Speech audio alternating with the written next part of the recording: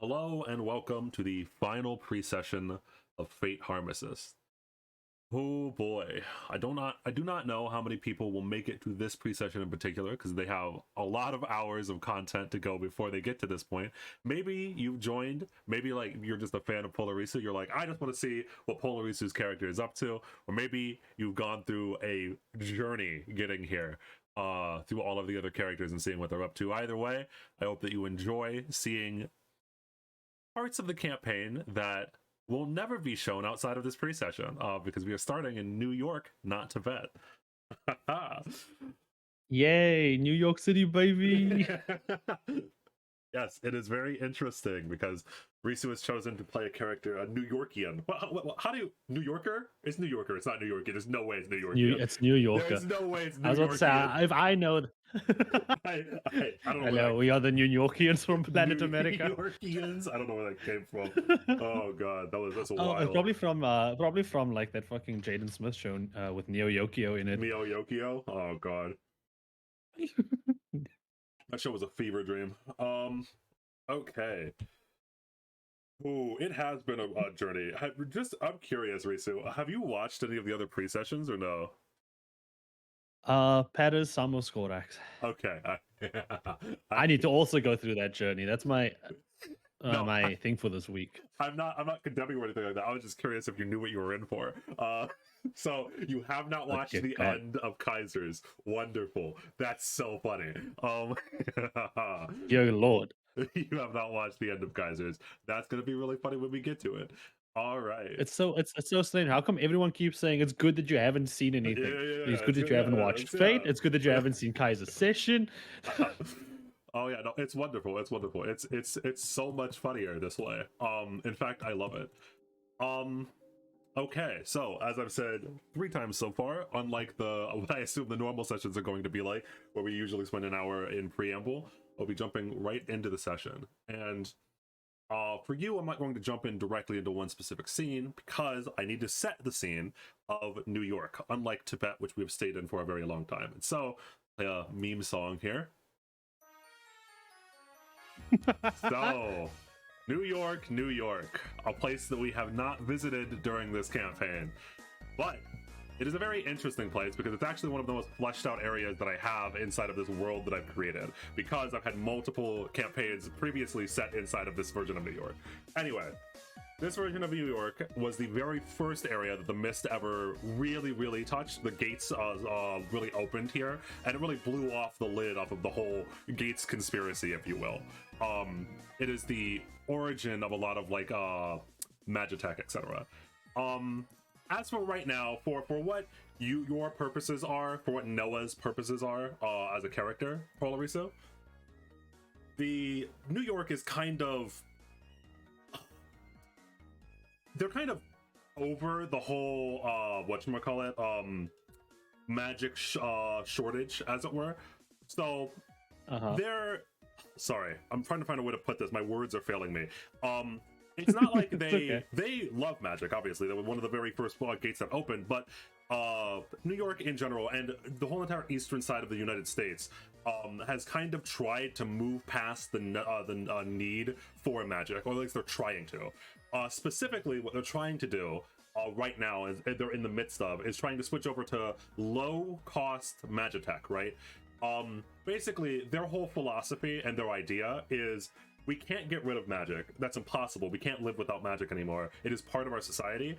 And so they're trying very hard to lower the energy cost of a lot of things, right? So like, let's say like if your microwave runs off of a magical crystal now instead of electricity, either like maybe partially going back to electricity, or even just like getting better crystals or more efficient crystals, right? It's about like efficiency, etc. Trying to like low end carbon emissions, basically lower the amount of mana that all of the appliances have. So that they're trying to, it's like a magical climate crisis, basically. Yeah, it's a mana saving light bulbs. Yeah, mana saving light bulbs, exactly. That is kind of the era that you were born into, or I shouldn't say born into, because I don't actually know how old you are. I should ask, how old do you want to be when the campaign starts? 25. Okay, you're actually one of the older ones then, because I think that both Para and Kaiser are both like 1920. And I forget how old Skorak is. Skork I know is here. Skork, if you want to chime in really quickly. 18. Okay, so actually, no, all of them are like 18 to 20. And you're a 25-year-old. You're an old man. My God. It's fantastic. My idea was that this is that this whole campaign would be Noah's quarter-life crisis. A whole bunch of teenagers running around with a 25-year-old. Oh no, that's so funny. You guys don't understand how it is in New York. Okay, there's so much magic. Yeah, and so in general, there is this like I mentioned it a little bit in the video that anyone can watch, you know, free promotion. About the world is that all of the world right now is going through a magical shortage as the gates are slowly disappearing from the world. And specifically New York's idea is that what if we just like, you know, lower carbon emissions? What if we just like use smaller crystals to power the same microwaves? And that's what a lot of them are trying to cope with right now, because a lot of them have kind of like given up on actually getting the gates back. Especially after the Jade Gate incident in China, where like most of China right now is covered in mist, and no one has contact with them or knows what's going on over there. So the United States was like, you know, maybe we don't research gate technology, and instead, what if we put all of our efforts into just making more efficient mana crystals? That would be a good idea. You know, that'd be a good idea. Yeah. Okay, I'm with it. Yeah, and so that's the general vibe in New York in terms of like just Magitech. In terms of like what New York is like, it looks very different from modern day New York. For one, this is going to be a thing that's going to be a little bit clashing with a lot of the other stuff that's going to be happening inside of the actual campaign. The actual campaign is set inside of a small remote village that is basically isolated from the outside world and has been isolated for a very long time. It is 2095. The world is a futuristic cyberpunk world. You have technology and magitech that is far beyond what you might imagine, considering that most of the people are fighting here with AK-47s and swords, right? We've kept it like kind of low fantasy, and that's kind of the point, is because the rest of the world is actually like, we're playing Civ. They have like actual like guns, and the rest, and Tibet over here dealing with which was swords. Not Tibet the country, but Musuzeme, the village inside of the country. And so like for one, just as a starters, technology is way beyond even what we have currently today. And just as a heads up, a little interesting tidbit about the lore, androids right now are starting to fight for civil rights to some extent. It's not like a full Detroit Beyond Human thing that happened a little bit in the past. Okay. Yeah. At the moment, there is a test called the Vulcan test, that if a robot passes, they are given the rights of a human, or I should say humanoid, because as I think I mentioned to you before, maybe not, there are a whole bunch of like fantasy races that have come into the world through the gates, and New York, the place where you were born, is like dead center of the epicenter of one of these gates. And so there are not just humans, there are humanoids, there are orcs, elves, dwarves, anything that you could think of, gnomes, demons. And so it's wildly different from what you could imagine, because like you have a whole bunch of fantasy races here. You have magic, you have magitech, you have cyberpunk influences, you have robots who are sentient. It is a crazy place to exist. Unfortunately though, as we do zoom in a little bit, your life, Noah, from a very young age, are just a normal person. The unfortunate reality of day-to-day life for a normal human being is that it doesn't matter really that like magic and elves and dwarves exist. For a normal day, for a normal person, you still gotta work a 9 to 5, right? And I think that you had mentioned that before you had actually gotten into before you had gotten into Pandora, your life was just kind of like, well, I don't know, like maybe you like went to school, etc., but then like you got out of school and it's like, well, I got working at McDonald's, this sucks. Or exactly. McDonald's 2 by this point, you're working at McDonald's 2, and it's just kind of miserable. And there may have been some excitement about like all of the stuff, or maybe, I don't know, you're probably not old enough to like remember the actual, I always forget, yeah, because you're only 20, you were born into a world with all of these things. So a lot of like the elves and stuff like that, they're just like normal day to day to you. Where like the older generations, like your parents or your grandparents, probably had this like amazing, like, oh my god, they're real and everything like that. You were born into a world with magic, and in fact, you were born into a world where magic is starting to fade from the world. So like you grew up taking magic for granted, that it would always be there. And then when you get out of high school, you realize that the world is going through an energy crisis, and you're like, well, shit, this is great. Look what I've inherited. Exactly. And yeah, so the in general is that even though it might look fantastical because there's like all of this hilarious all of this like so extraordinary things going around in New York. You walk down the street and you see like two androids talking to each other who both have human rights, talking to an elf who's flying on a dragon as they go to magic school. You are just working at McDonald's, and it's kind of the same shit, right? Different place, same exact shit. Some things never change. You still have to work to earn a living, no matter how far technology advances, seemingly. And that is the unfortunate reality of your life for a little while. You never knew your father. Supposedly, if you've asked your mother before, he left when you were rather young, and you don't remember his face at all. It's you and your mother. Your mother works as a nurse's assistant. She's trying her best. You're trying your best.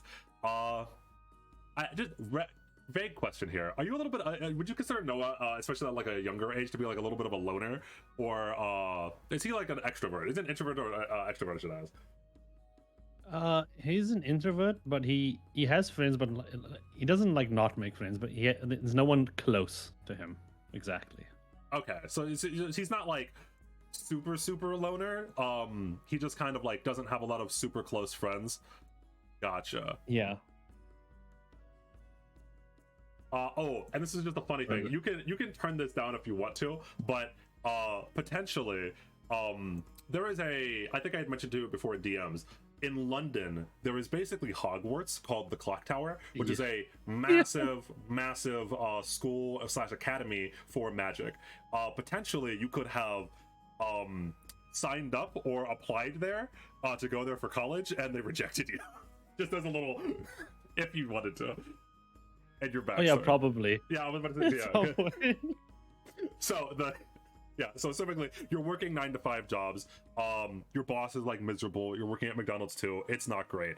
And then you go. I like that it's just McDonald's too. McDonald's too, yes. You apply for, like, maybe I apply to Harvard as like a long shot, like a dream football shot, just all the way. Maybe you make the goal. Harsh reality comes down. You get rejected from the Clock Tower. And I should ask, have you always loved magic, or is that more of a thing that you grow into? I think Noah's always loved magic, especially into later into his teen years. But and then that's when he kind of started learning about, the decline and things, and he would hear stories in the past about how life was without it, and like he thinks that living in that kind of world without magic, it's already hard enough as it is. True, based. He really doesn't like that idea at all. Like, and it does kind of get to him that some people are like okay with like the things just declining like this. Yeah, it does seem like there's especially after the Jade Gate incident, there's a lot of people that just kind of like accept that magic will slowly fade away. But there are some people that don't. For one, and this might be like a light bulb memory, as it were, because this is just a little funny thing. The mayor of New York is actually a really big proponent of magic, and this might seem weird, but the mayor of New York at this time is a man by the name of Nino. And he is a mage. He's a wizard. Well, yes, he's a wizard. Wizard man. I was trying to remember if he's a wizard or sorcerer, but yeah, he's a wizard.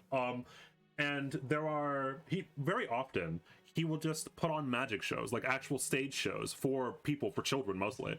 So he just like goes around, and potentially, whether you were young or not, maybe you were actually older, like maybe you went to these when you were younger, and that like maybe instilled a little bit of the love of magic into you. No. I think Noah's the type of person who would go watch it, even though this like just for kids. No, I was going to say, yeah, like, so you get off you get off of your job at McDonald's too, and like you're miserably walking home. Like maybe like your bike, the front wheel of your bike gets stolen. Same shit. New York, same shit. So like you're walking your bike over on the streets You get bumped into by an android who looks at you, beeps at you in a language you don't understand angrily, and then walks away. Another miserable day, and you're just like, I just want to get home, etc. And then you're walking over, and you see in the one of the open yards that the mayor again is out there doing one of his magician shows. So like you stop by for a little bit and you watch. And like he is a wonderful mage. Like he shoots up fireworks into the sky that turn into dragons of fire that go down, and right as they're about to touch all of the children, like, oh god, the fiery dragon, it turns into water and splashes down on them, and etc, etc. He has like complete control over the elements and is displaying that in a way that is wonderful. You probably can see on the children's eyes as they watch Nino have that same childlike wonder for magic and the wonderment for the ability to turn your mind or the images inside of your mind into reality, to warp reality to your will. Maybe that same exact spark that you had when you were younger, but now have been slightly crushed by reality. Damn. Yeah. He sounds great though. He sounds like a cool mayor. Yeah, Nino's a great mayor. Yeah, he's very funny. And of course, like, you've never got to meet him or anything like that. I was just saying that but during one of these shows, and like there are parents off to the side, and like a couple of them have the same like glitter in their eyes, etc. But there's this one guy who's standing there next to the street, standing there on the street next to you. Not on the street, just on the sidewalk, not standing on the street. Yeah, sidewalk. Yeah. And he looks over towards you.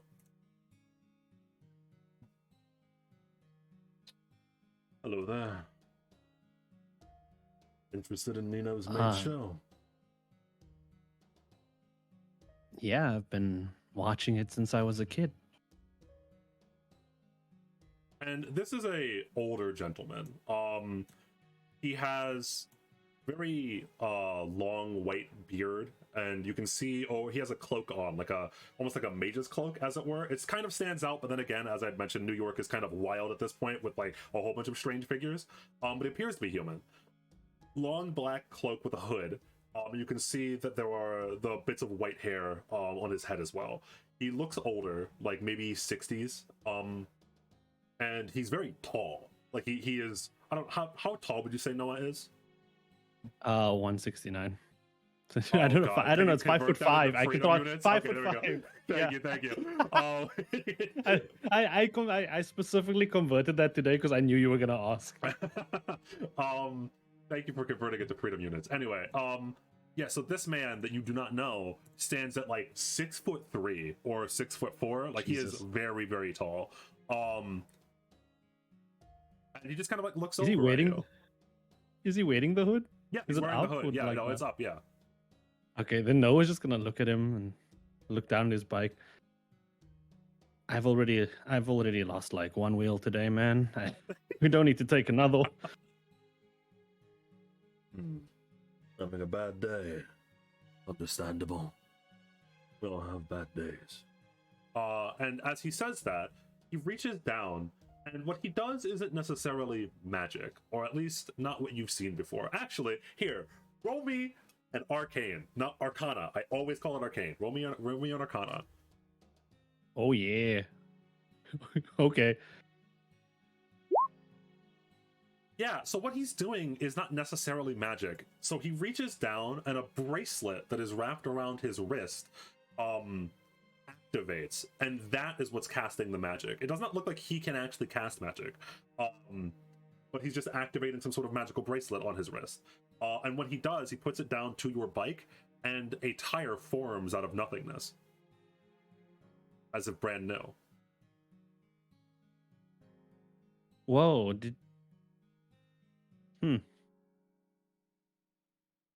Did you know how to do that, or was it the bracelet that knew how to do that?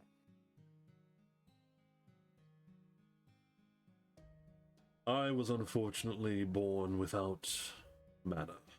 Without enough of it to really matter to cast spells as wizards do.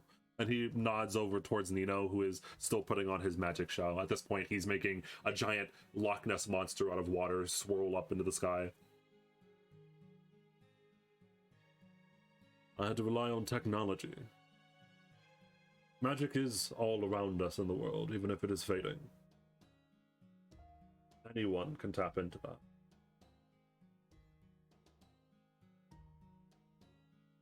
But for how much longer? He huffs a little bit, as if you've asked him like an annoying question. That is the question, is it not? Magic has always existed on this world. But now that everyone knows that it's there, we're overusing it as a society. For how much longer at our current rate? 10 years. 15 if we're lucky. Unless someone does something about it. And he narrows his eyes as if like he's determined as he's watching the mayor.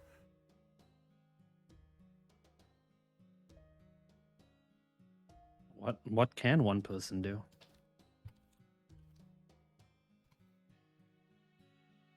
One person can do everything. One person can change the world. One idea can change the world. And he looks down at you with like this curious gaze. This tall older gentleman, and he like moves around in his cloak, and he reaches out and he hands you a card. Noah's gonna grab it but carefully and suspiciously.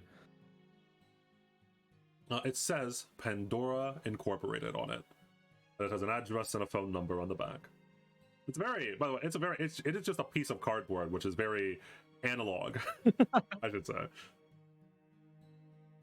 Yeah, I imagine that wouldn't be like people would like transfer like digital cards or like some shenanigans. Oh yeah. Usually, if he was going to do this, it's probably like an implant to like communicate with him wirelessly. But he pulls out an actual cardboard card and hands it over towards you. Again, he is older.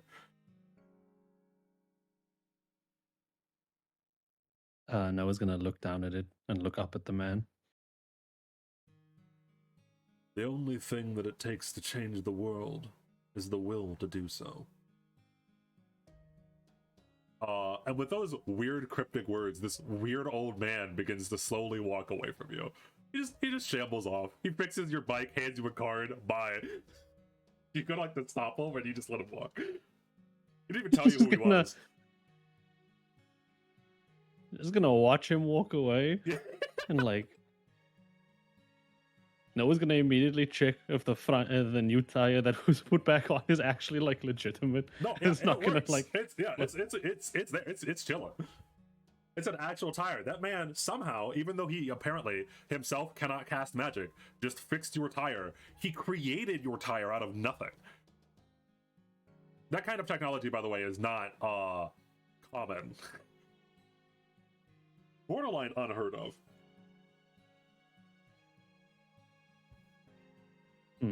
I think Noah's gonna, like, after he confirms that's gonna actually look down to the card.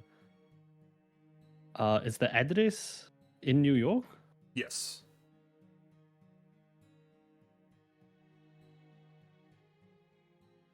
I think he's gonna put it away. I mean, it's late now, probably. Yeah. Not gonna go now. He's going to continue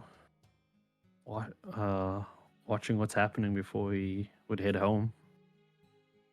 And so at the very end, Nino raises the ground itself around this, like, it's like a national park, whatchamacallit, with like a whole bunch of trees and water and everything like that. Nino raises both of his hands, cards fly in the air as the ground itself lifts up into two posing statues that both flex as there are more fireworks that shoot off into the background. And Nino does a deep bow, and he looks out towards everyone, towards the whole entire audience. Remember, anyone can do magic. It's the age of magic, after all.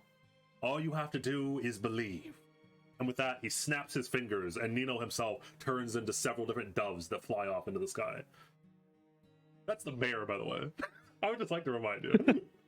That is the mayor. He is in charge of our tax something. I don't know how mayors work. Taxes, yes.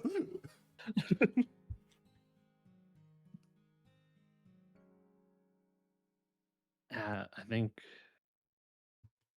Noah's gonna think back to that other guy who he just met that couldn't do magic.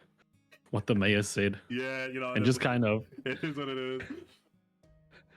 I mean, in a way, scoff. the old man did find out how to use magic. True. I think with that, Noah's just gonna head home after he's gone. Ooh, all right. So you head home.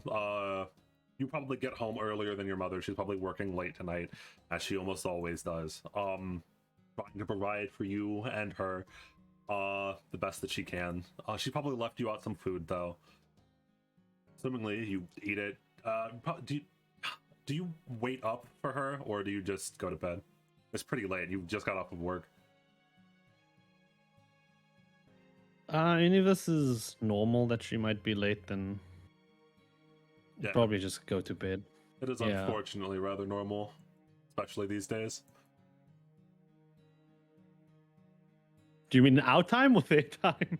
Their time. New York time. New York. It's a city that never sleeps, baby. Yes, I go to sleep.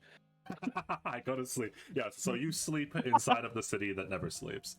I'm just curious, because there is something that will happen if you don't, but are you interested enough that you will call and or go to Pandora by yourself at this point? I think Noah's just gonna go in the morning tomorrow. Okay, so you've been interested enough by the old man's words.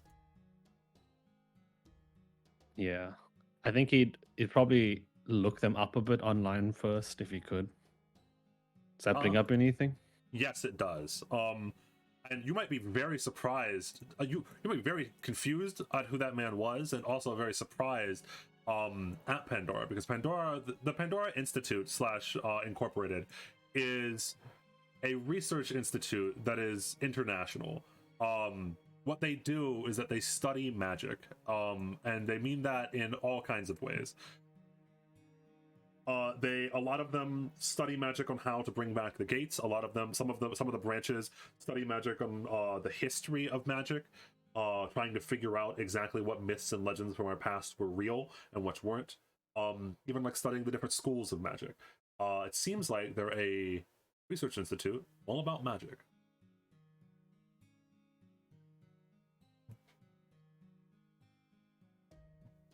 I think Noah's gonna look at his phone, see that whole institute about magic.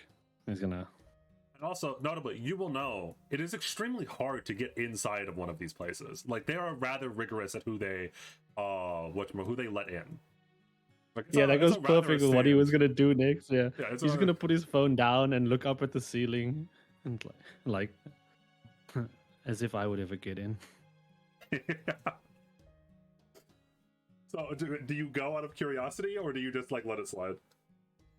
In the night or in the morning? In the morning. Probably in the morning. Yeah. In the morning. Yeah. Do you actually go physically, or do you call? No, I'm just gonna go in physically. I'm just going in. Just like scout the place out. Okay. So you go to the Pandora Institute. So notably, when you get there, you might be a little bit underwhelmed. You had just got done looking up what the Pandora Institute was on Google too. And they and they had just mentioned to you multiple times, like, oh, this is like extremely prestigious institution where they like take a whole bunch of like it's amazing, it's international, and you've even seen some of the buildings in other places. You do know that specifically the main organization of Pandora is French, like that's where the main institute is. But there are a whole bunch of smaller institutes all over the world. And so you're like, oh wow, this is a really prestigious organization. And then you get to the Pandora Institute in New York, and it's just like a small office building it's connected to one of, I don't know if you've seen these before, but like there's like a whole bunch of stores, right? There's like, it's like Walmart, and then Dollar General, and then the Pandora Institute in New York, you know? They're all squashed together in the same What? complex. And you're like, huh? And like the building is still brick. It's like brick and old. They're like, it's like falling apart a little bit. The vines have like wrapped around the place. I think he's gonna stand outside the building and just like find someone who's going past and just ask, is this Pandora? I don't fucking know. I've never seen that place before. I didn't mention it. And he looks at the Dollar General that he just got done walking out, and he looks over at the Pandora Institute. I don't know what this place is. I've never seen anyone walk in or out of that place. Huh. Maybe they're closed. There's a sign right there that says open. What? Hold on, wait. Let me guess, pal. Let me guess. All right. Someone gave you like a card or something. You're gonna get your organs harvested. You know that, right? This is an organ harvesting plan, actually. Yeah, I can see it. He like You think so? Oh yeah, 100%. Oh. You almost got scanned. I saved your life, buddy. And he like pats you on the back of the shoulder and walks away. This random civilian. I had so much okay. There's no way it's a organ harvesting plant. I mean, this is where the business is registered. It's got to be it. You did see, even on the when you were looking it up, this was on the main Pandora Institute's page. It shows like all of that. This was the address. So, like if you like pull out your phone, you're like just to make sure this is the address of the branch in New York. I think he's gonna like start to worry. Noah's gonna because he's worried, he's gonna take out a cigarette, put it in his mouth, take out his special lighter, light that, and just okay. It's fine if they try to harvest your organs, you can get out. You're quick, I think. And he's gonna walk in. So you walk in to the Pandora Institute in New York. What a prestigious and wonderful exclusive club that you've joined. As you go to open the door, like the sign for Pandora Institute New York falls down right behind you and crashes onto the ground. You don't need all your organs, Noah. You don't need all your organs. You can just it's fine. Maybe you can negotiate that they take some. As you slowly walk in, assumingly very cautious, into an what assumingly is an empty building. You walk in, almost no noise to start off with, no people at all. Rather small, as I'd mentioned. It's just like this small office space. There are papers everywhere. And like old computers everywhere. I say old, but for them it's old. Like computers from nowadays, all the way in 2095. So to you, they only have 50-70s in there. Yeah, to you, these things are dinosaurs. And you're like looking around, and you don't see anyone until finally you hear creaking, slowly getting closer to you. What do you do? Creaking. Something is slowly creaking towards you on the ground. You can't see what it is. There's too many stacks of paper everywhere. I think he's going to just immediately just like cast shield as like a thing in front of him to just like keep him safe. All right. It's like kind of hide behind a magical shield. Yeah.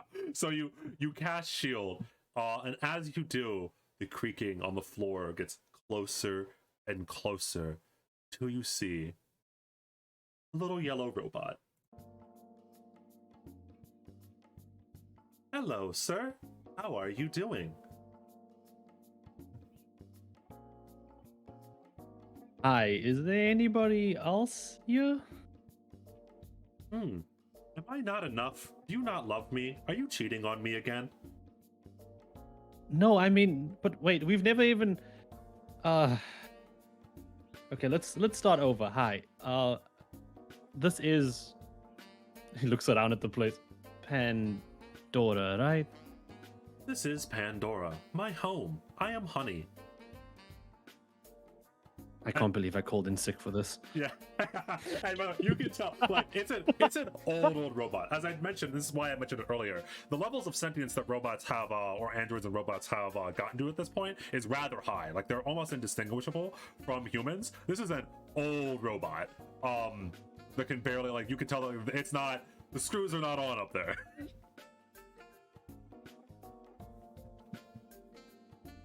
Okay, so not that you aren't enough, but I'm just curious if it's just you running this place?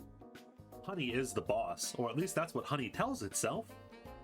And then you hear like the shuffling of papers or something from like far off in the distance, like all the way across the room, and you hear like a small groan. What time is it? Oh shit, didn't I have that interview? Oh no. Honey, where's my coffee? And you can hear the small little voice, but you can't see who's saying it. You can like walk over and peer around if you want. Yeah, I think I was gonna slowly walk in. I think danger's out of the question, and just like these people need help is more in the question. Yeah, so Honey immediately turns around when her name was called, and she immediately goes creaking off into the deeper parts of the building. Get your own damn coffee. It's Honey says, and she's going off into the building. Someone needs to rewire you. And you peer around and you see a small macaque monkey with white fur pulling papers off of himself, reaching over, getting a pair of glasses, the tiny little monkey glasses to fit his face, that he straightens on. He has to straighten one of the sides of the glasses because it's bent. And he looks around and he looks up at you. You gonna rob us? And when he says that, you notice his mouth doesn't move, and instead, a collar that's around his neck lights up. Okay, I'm not here to do that, but if someone were, would it just happen? I mean, what the hell is there to rob from us? With the seismic activity of Japan? We got that. He like reaches up to one of the stacks of papers, and goes to pull it down, and the whole entire stack of papers goes tumbling down onto the ground. Well, I mean, it's in there somewhere, actually.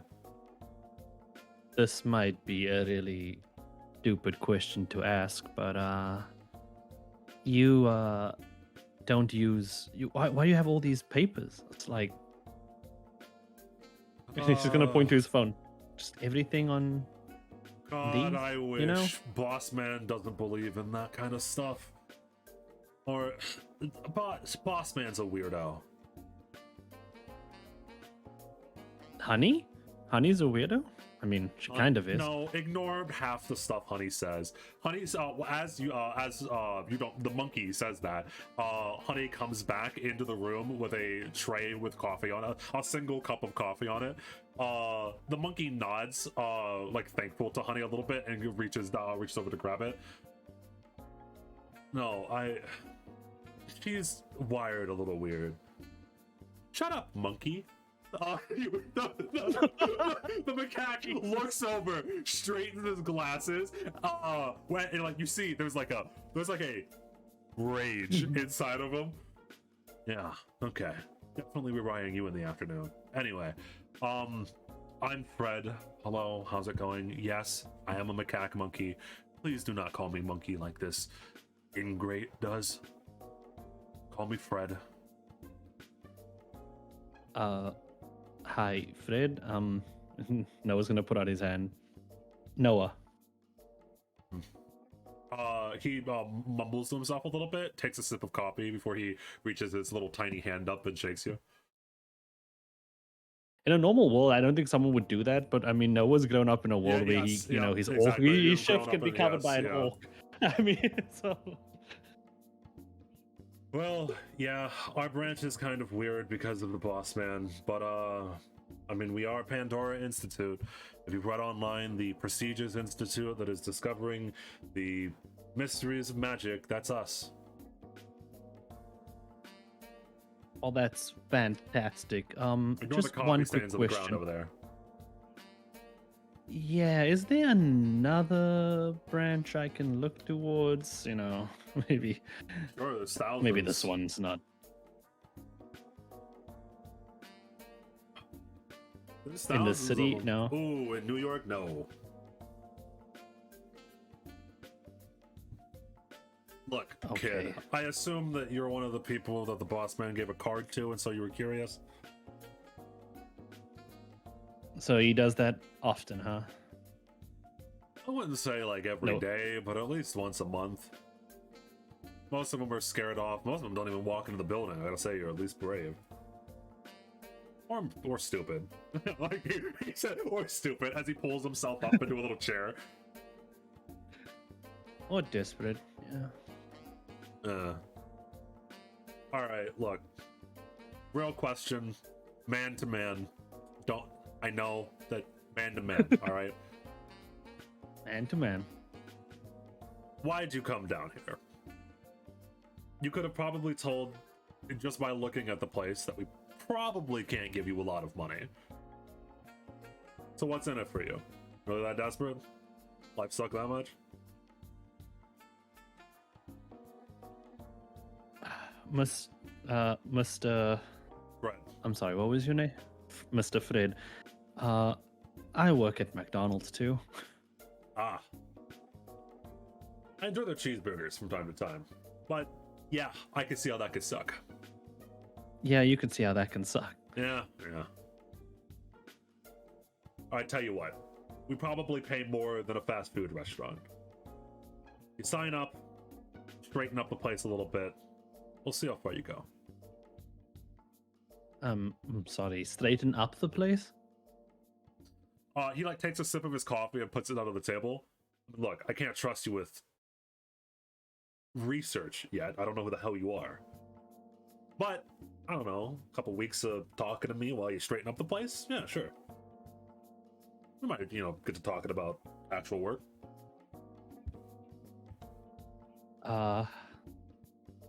He's gonna use what he's gonna try to do is use Mage Hand to pick up that specific paper he was talking about earlier, the Japanese the Japanese earthquake or seismic activity. Yeah. It's gonna use Mage Hand to pick that up and hand it to him. I'm pretty good at magic. I can skip the cleaning part. See? The Fred looks over and watches it with vague curiosity as he grabs a hold of the paper out of the air. Huh. Okay. Usually the kids that Boss Man picks up are weirdos, psychopaths, or useless. You don't seem to be the first two. And he looks down at the paper. Wait. You're probably not useless. Why didn't you go to college, kid? Did it apply to any massive institutes? No, kind of just, living with my mom, helping her out best I can. Okay. I figured it was time for a change. I'll tell you what. You actually want to join here, we got to do a background check. We are still the Pandora Institute, even if this branch is less than ideal. You give me 1 week. Are you cleaning around here? Just to give me time to do the background check. And if it turns out you're not a psychopath, then we can actually talk about you being a researcher. And I get to research magic and stuff?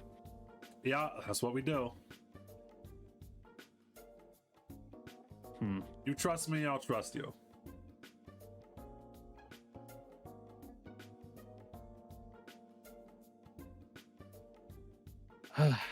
Okay, that was probably the world's shortest interview. Do you understand just how many people don't even walk into the building? It's like a good 80% of them. Correction, 85.2. What do you mean 0.2, honey? How is that even possible? Honey doesn't explain. It just goes scooting across the ground. I think Noah's gonna just like lean in a bit and whisper to Fred. There's no organ harvesting, right? You guys don't do that, right? What? No. God, no. Not this branch, at least.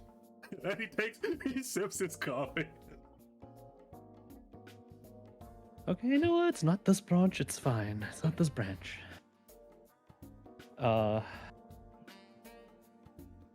He's gonna look around.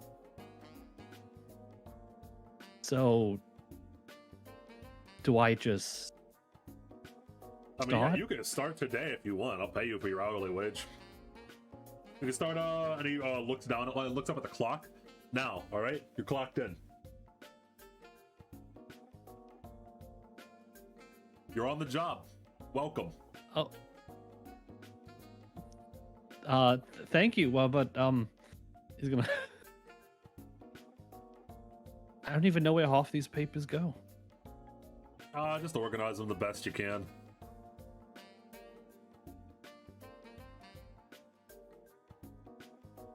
Okay. Noah's gonna start picking up what he can, trying to find a place for them. But I assume there's very little place to put them. Yeah, it's probably decently hard to, but like, I mean, there's places to put them. It's just like a little annoying because like it's a little messy. Assuming like to like zoom out here a little bit, for your first week there, it's a little rough, a little bit more rough than you would have thought. That old man that you see, that you initially gave you the whatchamacallit, the papers, never comes back. Like you never see him, he never shows up. Do you ever ask about him, or? Yeah, I think like one day he'll just like ask like, so where's the boss man? Boss man's a really busy guy. Believe it or not, he's actually extremely popular inside of the scientific and magical communities. He really runs this branch as a passion project. Well, I've been cleaning his passion project for the last few days. Yeah, thanks for that, by the way. Thank you, Honey says as she drives away. Yeah, boss man, he has a whole bunch of these like weird side projects that he does all over the place. He and the Pandora Institute made a deal to look into the gates a while back, but funding for us specifically has kind of dried up in the past few years, or is at least starting to. I mean, isn't everything in New York starting to dry up? Yeah, that seems like the state of things. Seems like the state of things in most places in the world. Only a few countries have managed to sustain themselves in their current states. It's not like Ishvolda is going to be giving away the secrets of their manosphere. To zoom out a little bit, because I don't think I've ever explained this to you, the Empire of Ishvolda, who is led by a warlock, who came from the gates. Yeah. They are powering giant Magitech behemoths to conquer their surrounding nations, with something called a manosphere, but no one knows how it works. They've never shared the technology with the rest of the world, so no, it's just a mystery. No, it's just gonna like think and forward, but I mean, the name itself gives us a clue. It has to be some type of sphere with kind of like some sort of mana flowing inside.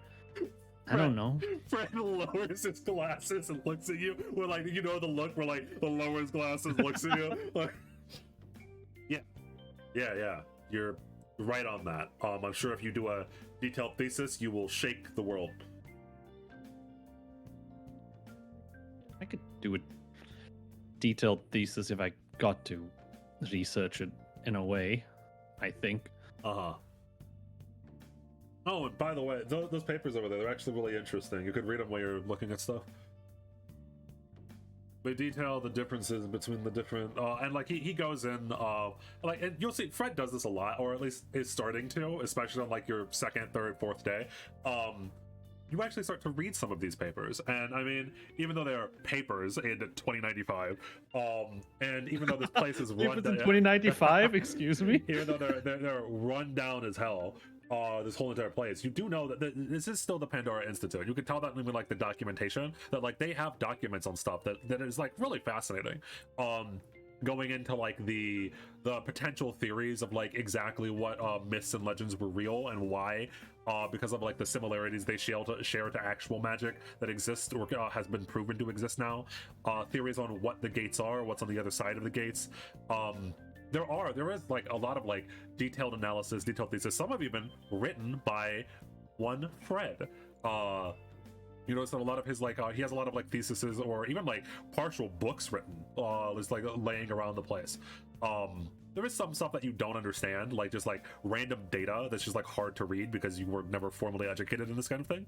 But like if you ask, and this is the notable thing about Fred, if you ask, Fred is always happy to explain something to you, and he never like gets impatient or mad at you. Fred is just kind of like a dude, you know what I mean? He's just like a middle-aged, he feels just like a middle-aged man who kind of like is settled into his life, even though he's a small macaque monkey. The dad I never had. He's a macaque monkey. He's the true best dad, the true best father figure out of all the pre-sessions. Fred the monkey. Oh god. I love Fred. But yeah, assumingly, and so like he doesn't, it's not like actual training, at least not yet. But assumingly, Fred actually does start to like teach you the ins and outs of like maybe even teaching you like things that you would learn in an actual academy setting, right? Like oh, the differences between the schools of magic. Well, holy is divine by the divine, etc., etc. Arcane is and like even though you had the ability to cast magic before, like maybe there probably is at this point some sort of like, I don't know, like a magic class inside of normal high school, as it were. They only teach you like the basic spells, right? Like he's teaching you like actual advanced stuff. And it seems like, even though you've never seen Fred cast magic before, he understands it very well. And so, yeah. And so I imagine that your thoughts on the good old whatchamacallit Pandora Institute drastically start to increase your opinion of the whatchamacallit of this place as time goes on. My thoughts are Fred. Great. Actually, I need to ask, does Honey ever bring Noah coffee in the first week, or does she only bring for Fred? No, she does. Well, so if you ask her to, she will. And Honey does, like, it does seem like she was programmed poorly. Like, she, if you ask her, she seems sassy in general. Like, if you ask her for coffee, she'll say no, or say fuck off, or say you don't appreciate me, and then she'll get you coffee anyway. Oh my god. And that's just kind of like the way that Honey does things, is that like she seems like very, almost like her sass limiters were removed, as it were. Oh no. Yeah. Doctor, remove my cringe limiters. Exactly. So she just like walks around literally acting like she owns the place, like constantly. But her actions are almost always like she's acting like helping you clean. She brings you coffee, etc., etc. One day, actually. Okay, so I do like this place. Yeah. And maybe actually once you've actually started as a researcher, and Fred starts instructing you about like exactly what your place here is, etc., etc. There comes a time where you walk into work and Fred is actually, hold on, this might be like a horror scene, as it were, for a moment. You walk into work and you see Honey. Her quote-unquote intestines are spewed out all over the place as Fred is working on her. As a horror scene, because you've gotten used to Honey by now. You've been working there for a little bit now. And you're like, what are you doing? Because you've never seen this before. As Honey has been opened and Fred is working on her like robotic insides. Oh.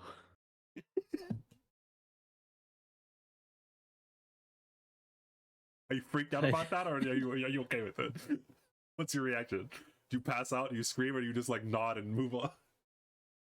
Her insides, she's like, They're just like metal parts. They're not like actual intestines or anything like that. She's not a person. yeah, they're not like anything like that. I was about to ask, like, if it's like maybe she was like on her inside, she had like human squishy parts, and that's how she operated. Oh god, no.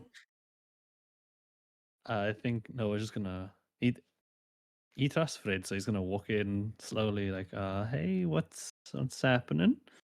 You see Honey. The eyes light up very briefly. He's murdering me. And they fade out. Stop being so dramatic.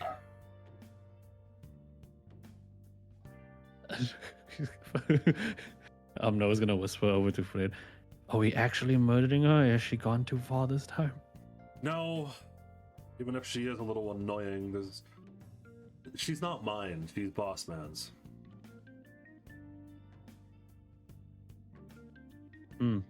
The annual. So he just really likes old things, doesn't he? Yeah, he does. Honey's a bit special. She's old. She's one of the very first robots that neared sentience. That being said, hey, you're not supposed to say that to a woman. Yeah. She's never passed the Vulcan test, though, unfortunately. I've never been able to really understand exactly the circuitry that's inside of her. I've tried upgrading her multiple times, but nothing seems to stick. And do you have lore engineering? No. Oh, I thought you did. Who has lore engineering? Oh, it's Kaiser that has lore engineering. Give me one Zombie. second. Not me. Whoops. Give me 1 second. I need to open this. I need to see what I want you to roll.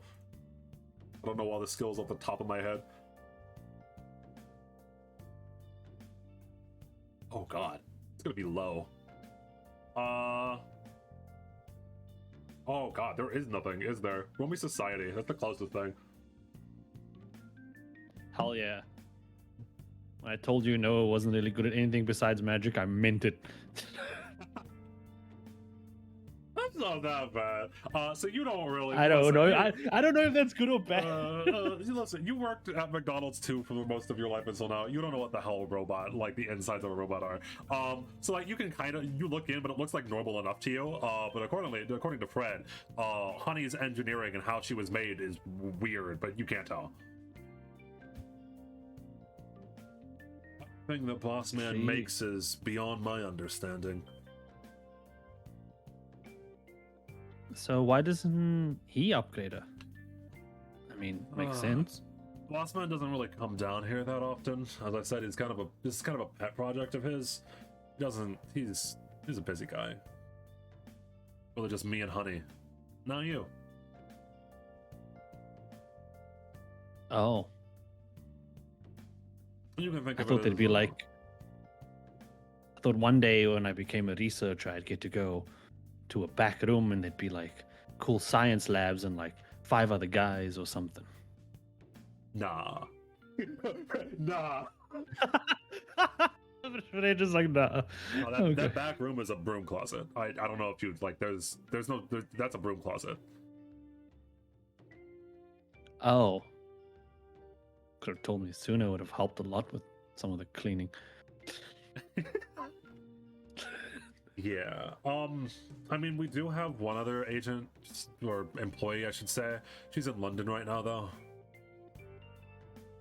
She visits whenever she has time off from the Clockwork Tower. The Clock Tower is, by the way, the one that you got rejected from. That's like the very, very, very like rich Harvard for mages. Yeah, so the mages eat caviar for breakfast. Yeah. She'll eventually come down, probably sometime later this year. But other than her, it's just us. And no one to fix the sign or anything. I told Honey to fix the sign last week. Alright, I'm at another chip in.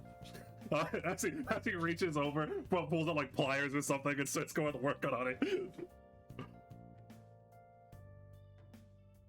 Oh boy. So I wanted to ask, becoming like starting to actually work here, is there like an actual place, or is it like a desk or something? Oh, I mean, yeah, sure. Pick whatever desk you want. There are like tons of different desks of papers all over the place that are much more straightened up now that you've been cleaning them for a while. But yeah, you can pick whatever computer, whatever desk you want. It's yours now. I think Noah's gonna look for one that has potentially the best of the old stuff going on. the most updated of the ancient PCs. Or one that doesn't, when you press start, shoot dust out of it. Yeah, it runs on Windows 8, by the way. No! At least it's not Vista. You see Fred is working on Vista, by the way? Oh, I took a drink. Don't say that while there's liquid in my mouth. Yeah, Fred does all of his work on Windows Vista, but you get the Windows 8 computer. It's the most updated one. No wonder he uses paper instead. Yeah, exactly. Why do you use paper for everything? All of the computers have Windows Vista except for that one. Huh? But yeah, so that's fantastic. Yeah, it'd be awful. But and so for that day specifically, or like Fred just continuously works on, and maybe even like he asks you to help him out for a little bit. Like he's like bring me the screwdriver, etc., etc. Or like he tries to explain to you why the Honey's engineering is so weird, but you don't really understand. But for most of that day, you're just left to your own devices, maybe like getting used to your work, because it's one of the earlier days instead of like when you were actually joining Pandora. And like when the evening, around the time that you're usually going to clock out, Fred like finally closes up Honey and activates her. I am alive! I am alive! Honey says as she like slowly gets up off of the ground. Yeah, you're alive. It's alive! Oh, by the way, you want to come to the test center with us? You don't have to if you don't want to. I'm sorry, the what? The test center for the Vulcan test. That's the whole reason I was trying to update her. I don't know how much you know about androids or whatnot, but it's the test that will give you rights if you're a robot. All you have to do is pass it, and then you're a citizen. So this is going to be like Honey's graduation of sorts.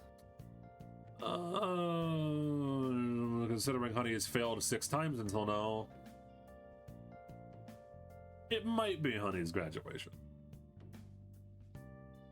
We can get you a little graduation hat.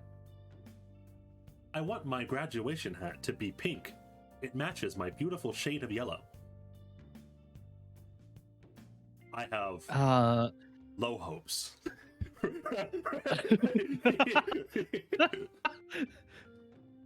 That is because you were so short, Honey says as she goes out the door. We can get a normal hat. I can do some magic, make it look pink for a while. For a robot so dumb, how does she have such good comebacks consistently? It's astounding. I don't understand. Fred says as Fred goes to walk out the door.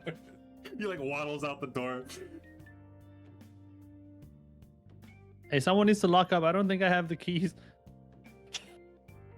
Fred points to the desk before leaving, like he just doesn't care. I'm gonna try to find the keys. You probably have to like dig through the papers. You're like, oh god, where are they? Please come. Wait, hold up. As they're walking. You eventually find them and lock up and run after them. And so you go to a very fancy building in the middle of town, way better than the Pandora Institute in New York. And you see like a whole bunch of people are bringing robots there. Robots are just walking in, androids, robots, whatever you want to call them, because they're going in and trying to pass the Vulcan test. And Fred, after he signs in Honey, and Honey rolls on into the whatchamacallit, into the back rooms. Fred waddles back over to you, and instead of he it looks like he crawls up your leg to get onto the chair. And he looks at you as if you're going, as if like to say, "Don't tell no one I just did this." There's like this, that manly nod of agreement that's like, yes, we will not mention this to anybody. Stupid world made for tall beings. He says as he reaches up and like he opens up a paper. They still have like whatchamacallit, I shouldn't say. Yeah, he opens up a paper and it's like a digital, like a hologram that opens up in front of him. But it's like massive compared to his body. All that's left for us to do is wait and hope, or not hope.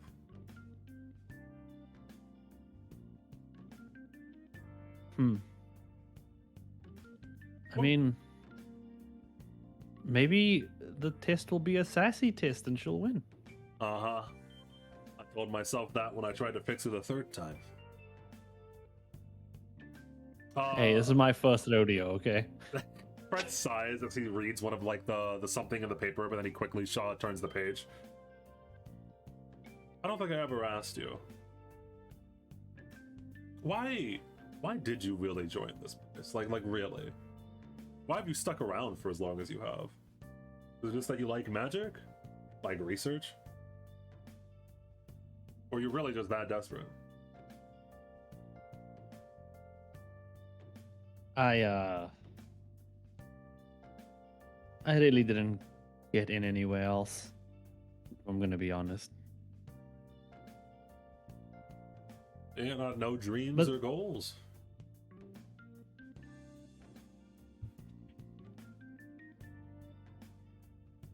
Me? Yeah, like what's your long-term goal for this, kid? You know what I mean?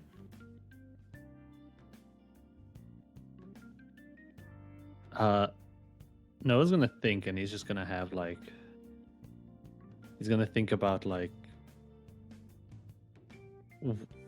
the times people were impressed by his magic when he saw the mayor doing his thing, and he was like, he really liked that. And he's gonna just say,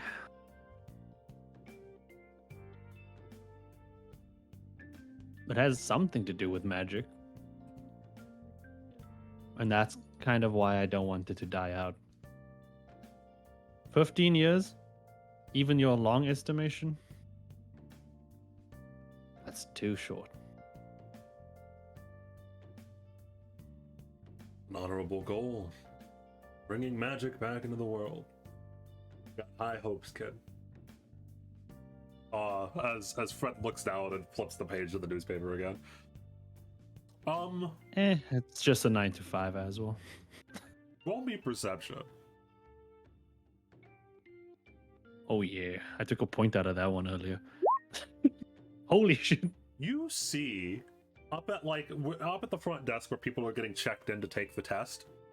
For a brief moment, you see the old man on the screen up there. Or what looks like him. Before his hit moves and then slides away. And goes to like a different ad of something.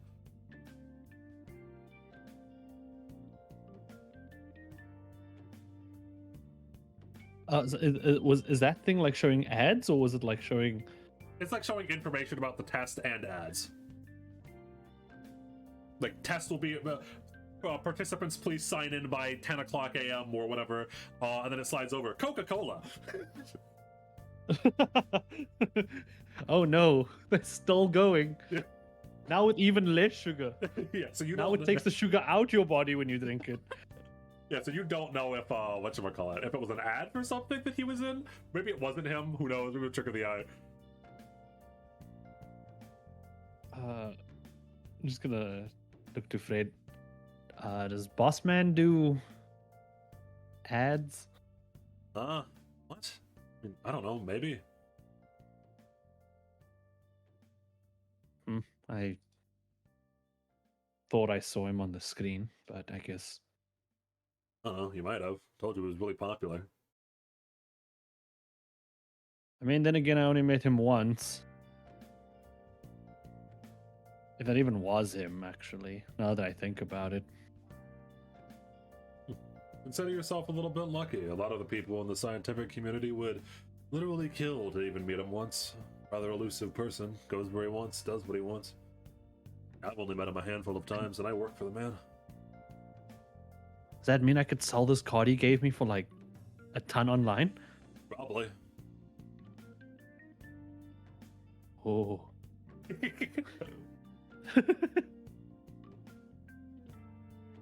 By the way, you do make more than what you did at McDonald's too. Like it's not a ton, but like it's more. It's enough. It's decent. Yeah, best intern ever. But after a few hours, Honey slowly rolls out. Honey thinks that she did great. That's a bad sign. Fred looks over. Fred looks over. What, we don't trust Honey now? Fred never trusts Honey. He's a bad husband, not your husband. Hey, are you cheating on me?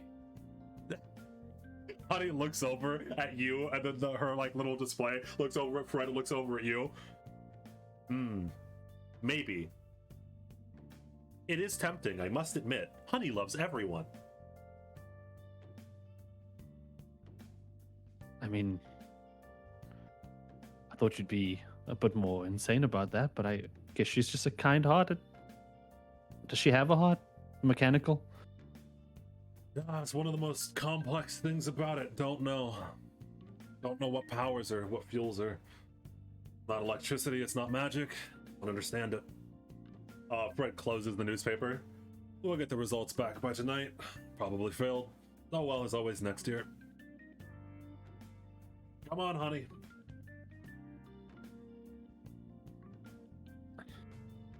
Noah's gonna like look at Honey, kind of sad thinking she failed because she seems kind of nice. Honey thinks that Fred is a pessimist. It is the age of possibilities. That's what Creator always told me. In the age of possibilities, anything is possible. Even war. She says that unprovoked. I think just swooning along the ground after Fred. You know what, Honey? That was almost motivational. Honey wants pizza today. You can't eat, but yeah, sure, pizza sounds great. You win, kid? Yeah, I'm in. Fred buys you pizza. Honey tries to eat the pizza. It does not work. You get home and you get texted by Fred. She failed. There's always next year. No. It doesn't seem like he's not too big. Honey. In fact, like I never thought I'd want a robot to pass an exam so bad. He texts you afterwards. It's impressive. Her scores actually went down. I didn't know. Maybe I should stop messing with her. Just ticks back. We'll never understand Honey. We'll never understand her. Yeah. By the way, again, it is just a slight OSC. It is quite interesting. Fred said she's not powered by magic or electricity. That the power source is actually one of the reasons that he can't understand Honey. Like it doesn't make any sense. Yeah, I imagine the creations so. by the elusive boss man, as it were. Oh. Ooh, overall, zooming out, it's a bit of a boring desk job, especially as time passes and as you get to like really know about like what your job is. Your job specifically is a mixture of a whole bunch of things because they only have so few employees here, and things are a bit informal. You don't have one specific job. You just kind of do whatever needs to be done there at the time, right? And so that can involve like maybe you need to like look into some old data, like maybe like one of the other branches is like, hey, you have a whole bunch of old data or documentation about stuff. Can you look in to see like, does this match up with our data because we've seen some weird shit or something like that, right? A lot of the times you do get like questions and or requests from other branches. It seems like yours is kind of like the archive division almost. Where, a whole bunch of stuff is actually kept, like where there's data that's so old that they don't even have it on computers anymore, right? That's when they ask the New York division, hey, about like the 1990s. Like what was up with the divine energy in the Vatican at that point? Like what's going on? And you're like, I don't know. And Let it's me just get like off the readings. And it's just, it's just like one day, like, I don't understand. No one understands what happened with Michael Jackson. We don't know. Jesus. We really don't.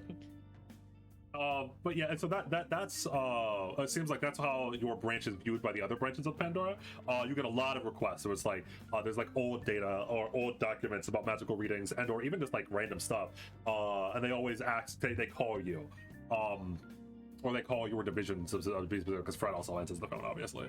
Other than that, you have a lot of times to like investigate like ancient text, etc., etc. A little bit of a historian, and a little bit of a magician. Fred. Yay. Oh, actually, yes, I should introduce her now. Actually, a little while into your whatchamacallit, your job, you're getting used to the job here. You're at work one day. You were trying to fulfill, like, you're trying to find some old ancient documents about ancient Rome for some reason for the Roman branch. Why does the Roman branch not have the ancient documents on ancient Rome? You don't know. Was Rome really built in one day, or is that a myth? We don't know. We don't know. So like you're looking into it, trying to figure stuff out. When all of a sudden someone actually walks through your door, and with Fred and Honey here, it is extremely rare that anyone will ever walk through your door, right? Like, it's a little wild. So you might be shook even by like the sound of the door opening. You're like, huh? That thing works? Okay. Hello, how are you doing? My good darling Fred!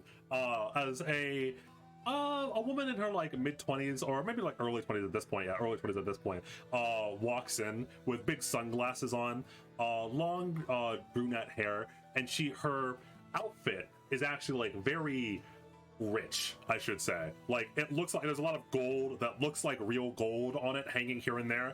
Almost looks like an officer outfit, actually, like a general from like an army of somewhere. And she walks in and finds Fred immediately, like looks around, target located, locks onto Fred and runs over. Fred goes, oh shit, oh no. And he goes to get away before the person you don't know wraps her arms around Fred tightly. Oh, my cute little muffin. Do not call me that. Fred's trying to get away. Ooh. That one's going into the archives. You still looking at ancient Rome stuff? That one's going to the archives.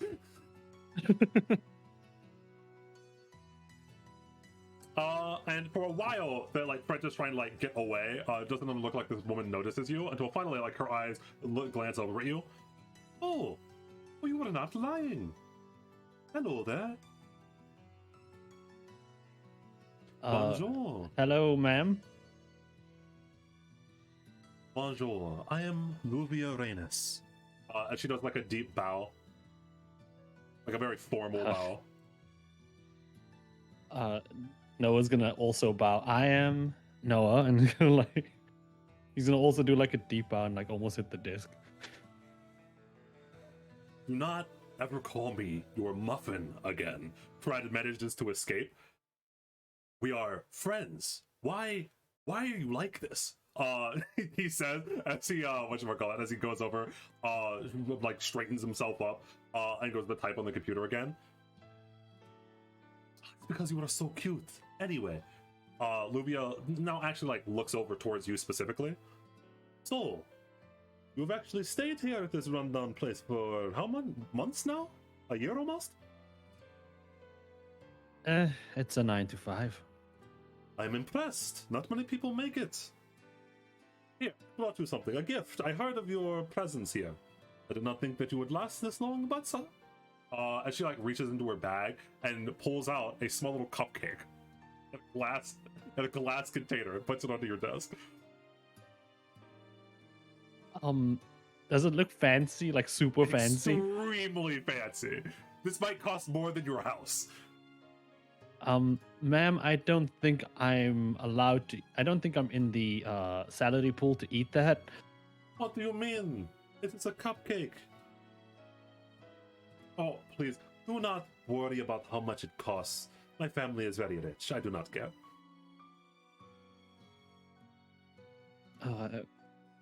Thank you.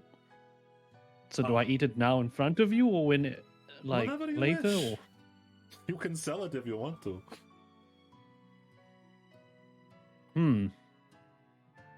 how much? No, I was almost gonna say how much you. And he stops himself. I'll enjoy it later. Thank you. Roll me perception. Oh no, here we go. Perceive. That's not that bad. That's not that bad. So as you look over, specifically, actually, roll me perception followed by. Is there a? I think it's. Roll me society again. Roll me a society. Give me a society. No, we live in a society. Okay, you can't tell how much the cupcake is for, but you do notice that when you say that, like, I'll eat it later, it seems like Luvia narrows her eyes a little bit, as if she's like, was like waiting or judging your reaction about whether or not you were going to sell or eat the cupcake. Do with that information as you will. I'm just gonna eat it. I don't think I want to sell it. Just gonna check it on eBay. Gonna find out. He's testing your. She's judging you with a cupcake. It's a test. You know what? I think I'll eat it now. I'm just gonna open it. Slowly eating the most delicious cupcake you've ever had. It's so great. You're crying as you know you're eating thousands of dollars. It's wonderful. Yeah. It tastes so good. Well, did I order it next time, Mom? I swear. Oh, okay. And so Luvia has now joined the party, as it were. What work she does here is unknown, because you never see her actually do much. But notably, as Fred is teaching you like magical research and or documentation, Luvia comes from the Clockwork Tower, or at least like she went to the Clockwork Tower, you know that. And she is a full-fledged actual mage. In fact, like she probably even like as you were like moving around documents and stuff like that one day, she just like raises her hand and immediately all of the papers go into like their according places, right? They like fly out, they're all documented, all separated instantly. Honey missed you. Honey says all the papers are in their correct place immediately in an instant. I'm sorry, how did you... I missed you as well, honey.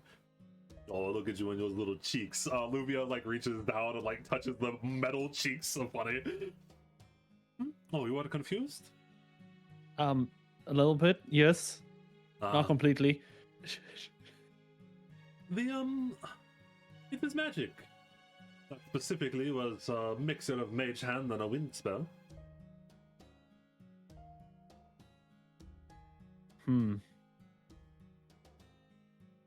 you just sorted everything with your...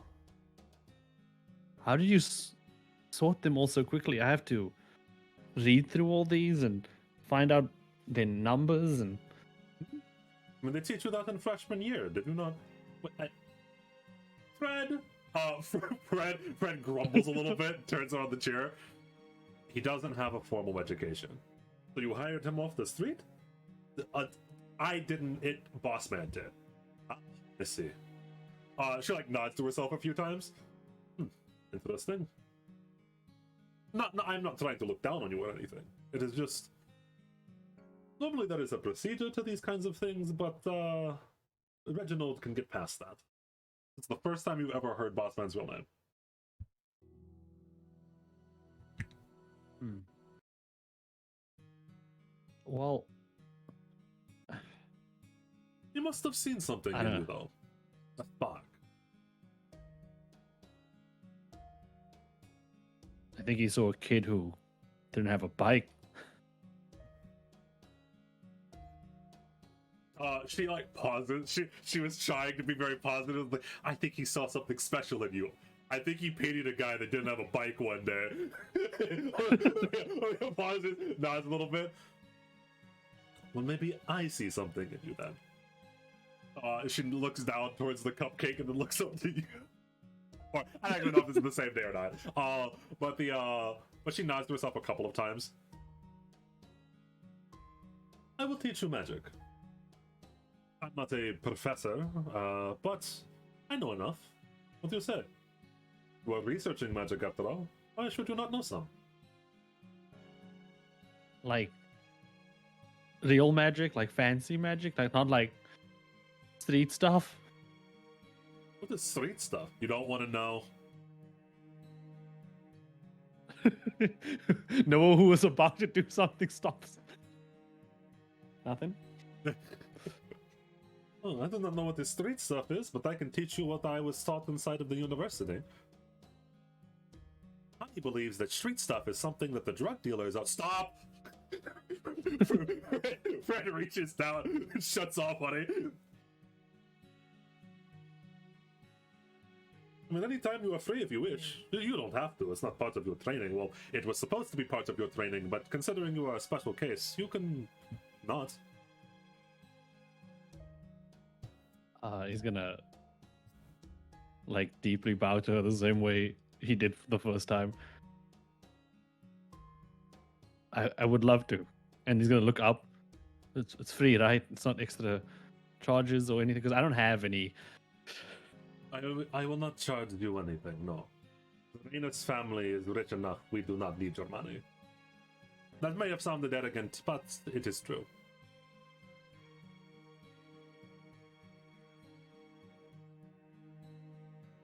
It's gonna almost like tear up of happiness. Finally, someone's actually teaching me magic in this goddamn place. And Lumia is kind of like so she has a very strong personality, strong-willed person, but she's rather kind. What I mean by that is that like she's the kind of person that's like kind of like pushy or stubborn. But she's never like mean. And she's also very blunt, if you probably noticed, where like she is aware of the fact that she is rich as hell, and she'll just say that. She doesn't like gloat or anything like that, or she doesn't try to. She's just like, yeah, I'm not gonna charge you because I don't need money. I don't need your money. Why would I ever? I'll just teach you because you're supposed to have undergone training to get inside of the Pandora Institute. So I'll just teach you that now, right?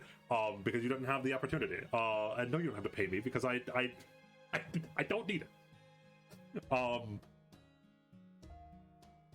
So yeah, so she begins as after you've gotten like actually settled into the Pandora Institute, she begins to actually teach you magic. And like assumingly this is also like a clicking moment for like several other moments, but like Fred taught you like maybe like taught you the basics or like understanding of like some stuff regarding magic. But now that Luvia is actually showing it to you and you begin to actually practice magic, a lot of things start to make sense. And maybe some of the things that had stumped you before, or that like you really didn't understand when you were looking into it, you're like, oh, so now I can like actually feel the difference between nature magic and arcane magic, right? Like there was a different feeling, a different like way that you go about casting those spells as you become more familiar with like the different schools. And I think that you specifically are a wizard. You're the archetype that has all the different schools, right? Universalist, yeah. Yeah, universalist, yes. So you actually, as you begin to like slowly learn the different schools and spells and stuff like that, you can like tell the difference between them. In fact, actually, no, I'll save that for later. Anyway, sorry, I did debate something. That's scary. What do you mean? What, that's so scary. What do you mean? But anyway, so yeah, so zooming out. So overall, it's like slightly boring of a job, but like it's okay. Like it seemingly has gotten better as time has gone on, right? Like initially it was like really sketchy, but then like you got to know Fred and Honey, and they're kind of nice. And the job itself is like kind of interesting. You're like learning about ancient texts and stuff. I know that Luvia's here. She's like a whirlwind of a personality. Yeah, I know you're like actually learning magic and stuff like that. Stuff that you were supposed to be taught when you initially joined the Pandora Institute. But Reginald decided otherwise. I don't even think he thought I would come. He probably didn't. Fred said that, and you even notice now. You after you begin working there for like a few years, you even see like the guys outside. Like they stop outside, they look, and then they leave. And Fred just goes, "Yeah, there's another one." 85.6. That still doesn't make any sense. Looked at it, honey. Yeah, this is why there are still rumors about organ harvesting.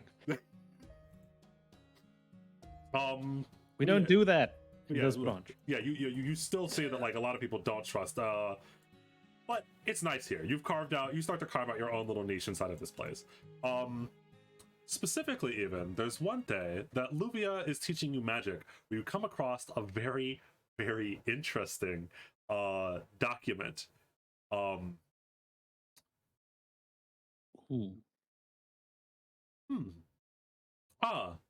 me, Noah, have you ever heard of the Holy Grail War?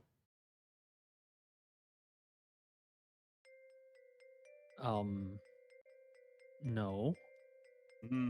It's a bit of a secretive thing that the mages have kept. Ever since the gates started opening, the ancient mages from ancient families such as myself have started to tell the people about the things that go on, ancient rituals, blood magic, etc., the way we have done things. But I suppose the Grail War is a little bit hush-hush. She says... So what, some mages fought over a Grail? You could say that. I don't know all of the details myself, because it is a ritual that is heavily guarded, but supposedly there is a ancient relic from way back when that has the ability to grant wishes. We know that the magic is technically possible because we know the wish spell does exist. Even a few mages have ever reached the point where they can cast it. Apparently there is some sort of long ritual where beings of the past fight for a chance to get their wishes granted. I've always been curious about it. Apparently my family took part in one many years ago.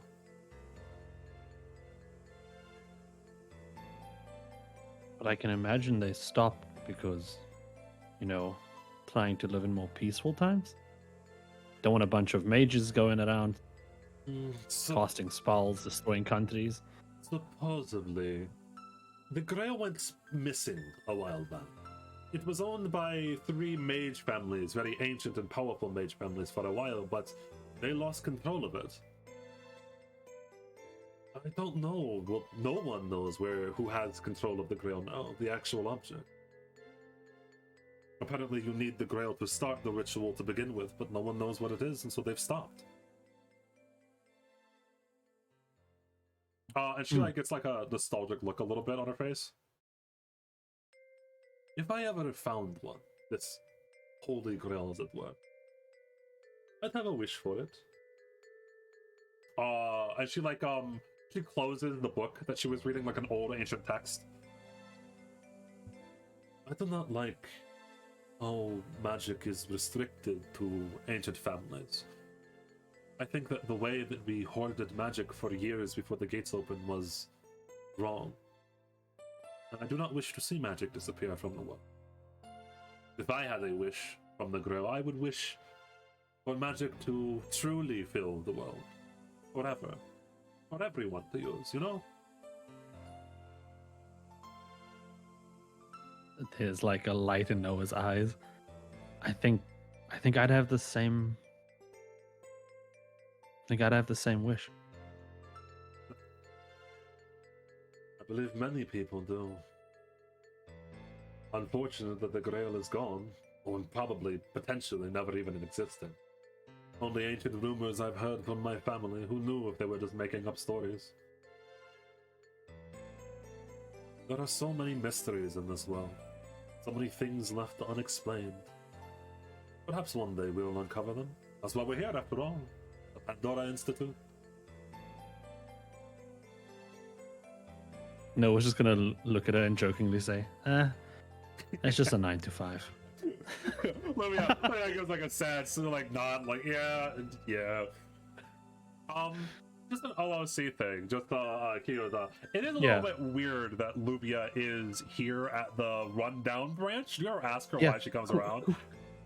Yeah. So my question I want to ask is how long has she been here? Like right now?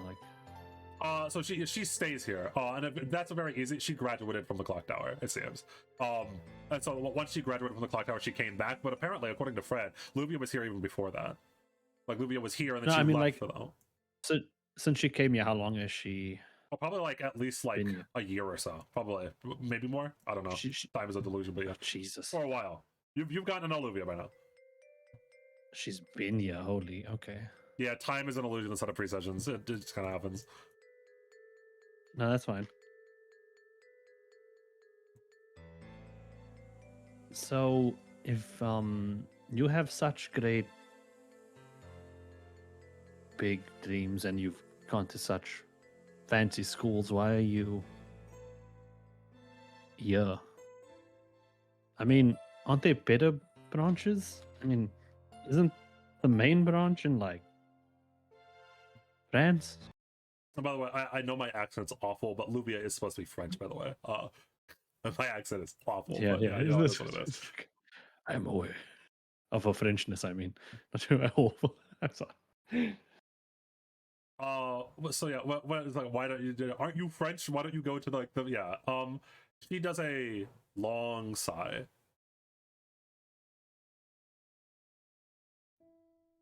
No, not that one. I want like a slightly nostalgic. That's too sad.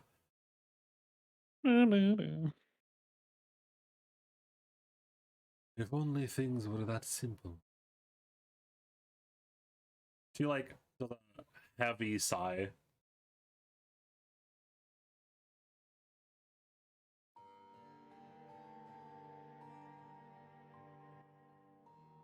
Didn't mean to bring up bad memories. I know Reginald. I knew Reginald from a very young age. He is a very important person in my life and in the world in general. I believe truly in my heart that if we are ever to bring back the gates, if we are ever to give magic to everyone permanently, it will not be done in France or London. It will be done by Reginald.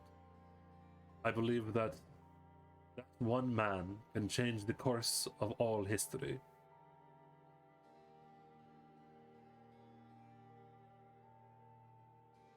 One man.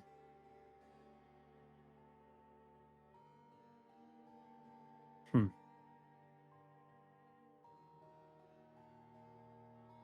think he said something similar when I met him.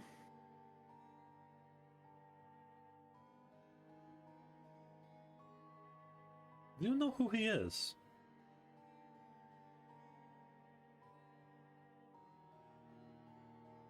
He gave me a card, fixed my bike, and walked into the night. It has always been... It was very creepy.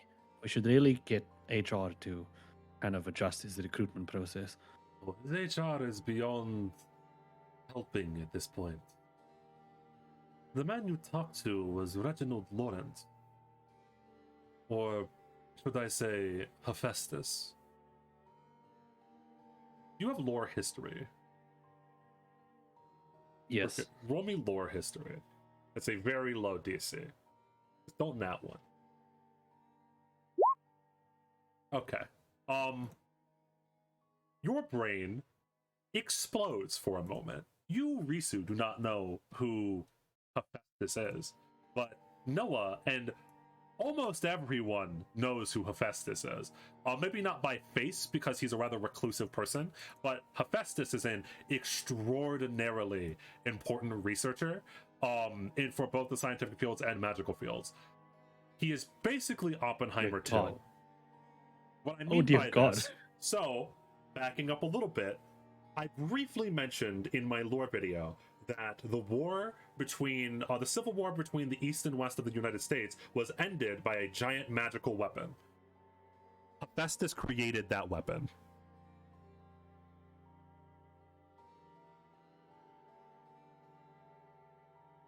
He has, and in fact, Hephaestus, I don't know how much Greek mythology you know, Hephaestus' other name is Vulcan. He also created the test to prove robot sentience. That's why you saw him in Vulcan in the Vulcan test. because he owns Vulcan Industries. And his own robot can't even pass it. Oh, Correct. God. That's also why Fred doesn't know how honey is made. Hephaestus is an extremely reclusive person, and no one really knows a lot of the stuff that he's created. But he is massively important to the modern world, like far beyond what this campaign will cover. Hephaestus is a rather influential person.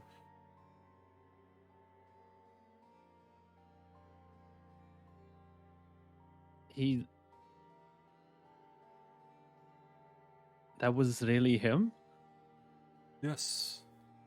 It'd be flesh and blood. Reginald Laurent is a strange man. My whole entire life that I have known him, I've never really understood half of the things that he has said to me. But he sees the world differently. He can change the world. I know it.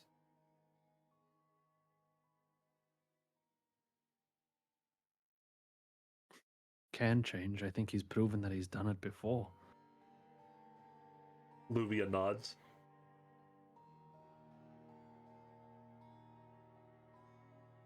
He coined the term age of possibility, the age we currently live in. He is trying to do his best to make sure that every single person has the possibility to do anything. Magic, and she waves her hand, and the book, the ancient tome that she was holding, dimension doors away, slowly fades away into nothingness, and appears on the shelf. Is the warping of reality to our wills. He was born without magic, and yet he has bent reality to do what it wants it.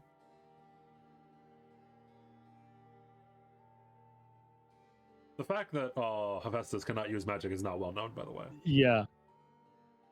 Wait, sorry, is what? Is not well known, by the way. There's also wild. Oh, okay. Yeah.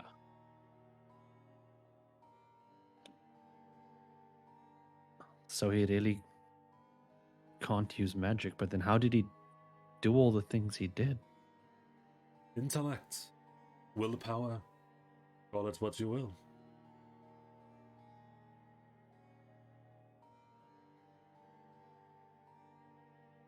He never stops trying.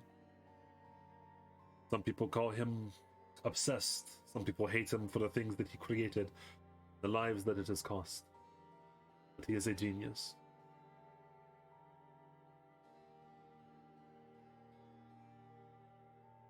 And for him to have picked you to join, I believe there is something special in it.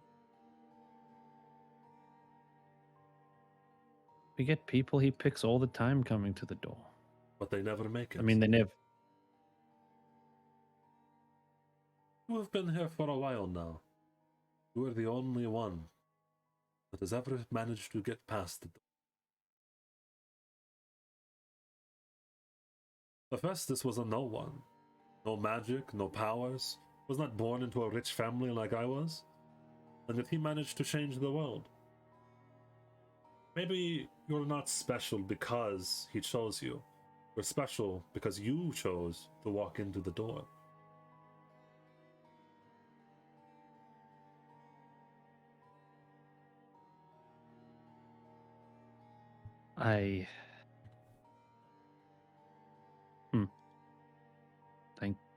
Thank you.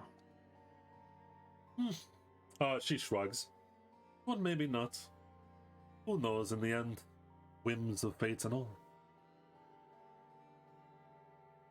And yeah, I thought it was you're special, you got this, kid, kind of thing. And then it goes to hey, nothing? Yeah. She cheered you up a little bit, alright? Then she had to bring you back down to reality. Alright. Oh Lord, he coming. Oh no. A while afterwards, one man actually does not only just look at the entrance into the Pandora Institute, you see him and he's outside. He has light blonde hair, large glasses, seemingly Caucasian. He's in a a little bit of like a little bit rundown clothes, like his clothes seem messy, with a large briefcase, and he's looking at the outside. And Honey just says, 87.4. Your numbers get crazier every single time. It doesn't make any. Come here. I'm going to have to teach you basic math the hard way. And Fred like pulls out a calculator and starts showing it to Honey. Luvia's no, like, says $10 he doesn't come in. Yeah, $10 he doesn't come in. Luvia looks at him, raises an eyebrow. 25. Huh? 25 he does. He has a crazy look in his eye. Please, 25, I'll take it. As he paces back and forth outside for a little bit, and you see the same exact way that you did. He looks onto his computer, not on his computer, and onto his phone, as if making sure that this is the place before he sighs heavily and he walks forward.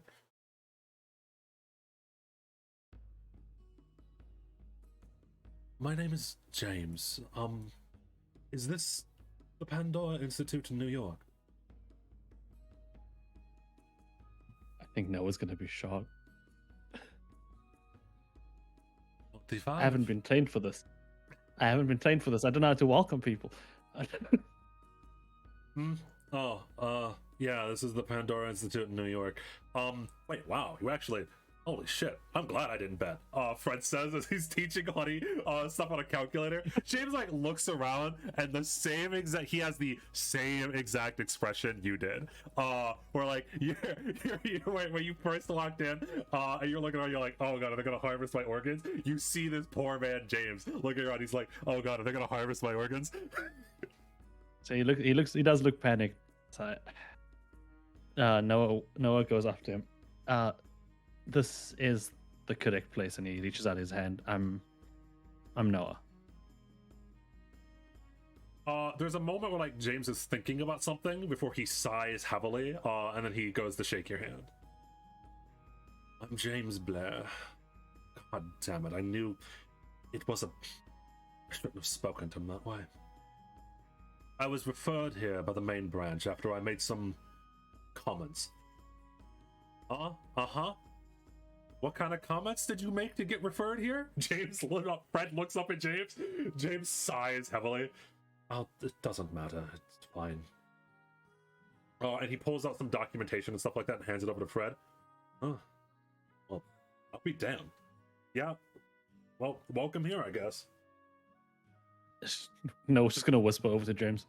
I know you're gonna want to say it, but don't say it. As he's looking at Fred. Noted. Welcome, Mr. Blair. Luvia, and she like narrows her eyes for a bit, like scrunches her nose up. Have I heard of your family before? James pauses. No, probably not. Not anymore, at least. Luvia like does a slow nod, before James just like walks in, at the one free desk that's left after Luvia took hers, and like slowly sets down his suitcase. Well, I'll get back to work then. I was working there at the main branch for a while. Should know the ropes. Is this thing on Windows Vista? Like, James sits down, turns on the computer, sees the logo. Good heavens.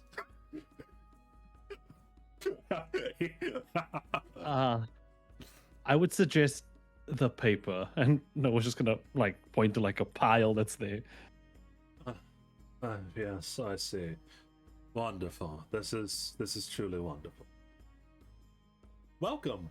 Honey says welcome. Honey welcomes you with open arms. See? And Honey spreads her arms open. Oh, that's strange. James like narrows his eyes a little bit, like curious at Honey. The ancient model. I read about them in books. But where'd you get this little one? Boss man. Right. I'll talk to you on that later. James turns back around and just slowly booting up the PC. He takes the papers graciously from you and nods. Well, I'm used to writing. I keep a notebook, or at least I did on all of my research before, so... I believe writing analog is nice from time to time. And he like nods to you, like an end of thanks. Yeah. Just gonna look at Fred. Is he actually supposed to be? Yeah, so James is like off in the corner. Luvia's staring at him. You walk over to Fred, and Fred's like reading through all of the documents that James gave him. That's fascinating. He joined extremely recently in the main branch, and he shot up extremely quickly. Apparently, he's a borderline genius. But why? What the hell did he say or do to get sent here? Fred like narrows his eyes like distrustingly as he's looking through the papers. So he's one of those talented people. Supposedly. Apparently he's a very good mage. Less good of a person, I assume. Probably pissed off one of the higher-ups by saying something he shouldn't have.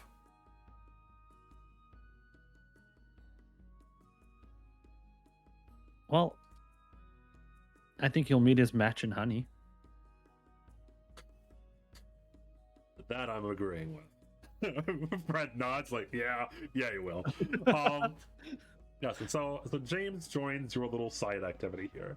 And almost immediately, James is the type of person that is a very driven person. Like, Luvia kind of like does what she wants a lot of the time, but like James, like he's a man on a mission, seemingly. When he joins, like he immediately tries to like extremely like clean up not only like the main area, but like you see he kind of like takes over one of the back rooms as well. That was just like a office that no one was using, that like Luvia was using as a storage room. James starts fighting with Luvia to get her stuff out of there so that he can actually use this as like a scientific research place, as it were. After they fight for a little bit, Luvia finally sighs and she agrees. Fine, all right. Geez, if you want to actually use the storage room, not a storage room, it's company property. All right. Fine. Livia's fine. Chill. And she starts moving her stuff out of the back rooms. And James immediately goes to work on setting up something. Like he is here for a reason. He is doing shit. He's making money moves. I think while he's setting up his office, Noah's gonna walk in, like, oh, not his office, his science lab or whatever the hell he's setting up. I think Noah's gonna walk in, it's like knock on the door, slowly open it. Hi, can I come in? Hello there. Of course you can. We both work in the same place. As you walk in, you look around and notice, well, one, so you've been barely you barely understand from everything that's going on here. A lot of this is in Abyssal. And you've probably been studying Abyssal. You probably have to study a lot of different languages. One, because you're a wizard and have a whole bunch of int, but more than that, because there's probably a whole bunch of languages you have to learn in order to work at Pandora in general, right? Luvia and Fred have probably been helping you a decent amount. Like Luvia's teaching you French, etc. And Fred just knows a whole bunch of language. Fred seemingly, maybe it's due to that like thing around his neck that translates for him. But Fred can seemingly speak every single language fluently. And so is teaching you very easily. But a lot of this you recognize, you can like half read it at this point, that there's like Abyssal everywhere. As a side note, do you actually know Abyssal on your sheet? Is that one of the languages you have? No, I actually just realized I didn't put a lot of languages on. I still have like 3 to add. Okay. So yeah, I don't know it, sadly. Yeah, so the there's like you can like half read it at the very least. Well, we'll say you can half read it, and then you can put it on your as one of your actual languages if you want to. I'll give you the anyway, it doesn't matter. I'll talk to you about the languages later. Yeah, I have another language that's also half read. Nice. Yeah, so like there's Abyssal everywhere, and you know that Abyssal has some negative connotations. You don't know, so it's not commonly accepted about what speaks Abyssal. Abyssal is kind of an unknown language. It is a language of the unknown. Creatures that are not well understood speak and communicate with Abyssal, so it's a very rare language. And James has his walls covered in the shit, and he has pictures of like all of the gates strung up on like he's set up like a Pepe Sylvia room. If you know what that means. Have you seen like the Pepe Sylvia scene? Give me a second real quick for chat, as it were. Pepe. Well, chat. Yeah, hi chat. How you doing? For chat in the future. Really quickly. Is OBS showing this? Yes, it's one of these. It's setting up these rooms with like all of the different, like he has like actual physical lines pointing to other pieces of paper that are all over the walls. They're pointing to pictures. A lot of the pictures are like to a whole bunch of gates, and a whole bunch of abyssal runes, and a whole bunch of like the mist stuff in Paris, which was the first gate, etc., etc. He's cooking. Someone let him into the kitchen. Oh God, Noah is gonna be a bit shook by this because he mainly just came in to ask him how he told Luvia off like that, how he got her to do what he wanted, because Noah doesn't understand that. Mm-hmm. So he's gonna walk in. He's gonna a lot of stuff you got going on here. Oh yes, well, correct. A lot of stuff that got me in trouble in the main branch, unfortunately. Is he like putting up a piece of paper and putting a thumbtack in it onto the wall? Noah's gonna look to like something written in a puzzle and just say, did they not like any of this? He groans a little bit.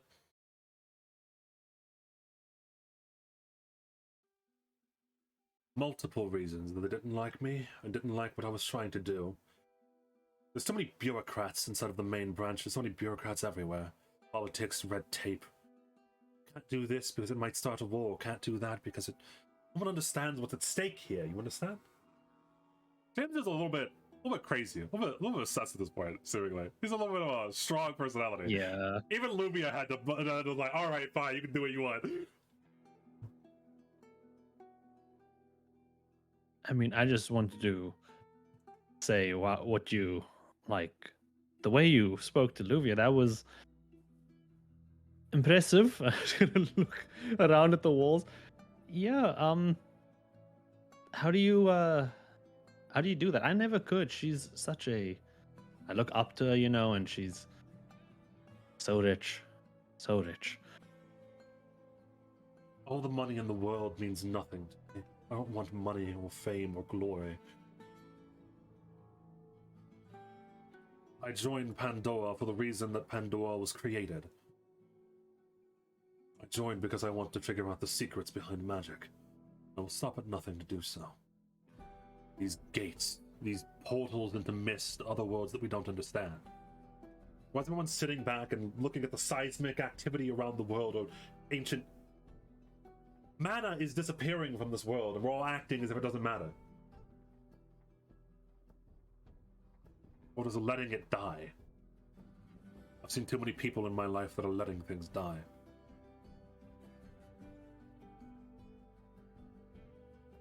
And you think you can stop that?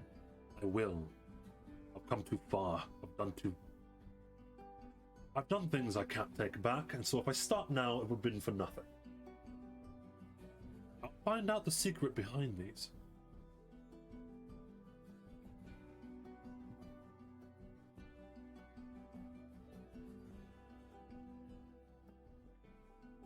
Behind the gates? Behind everything.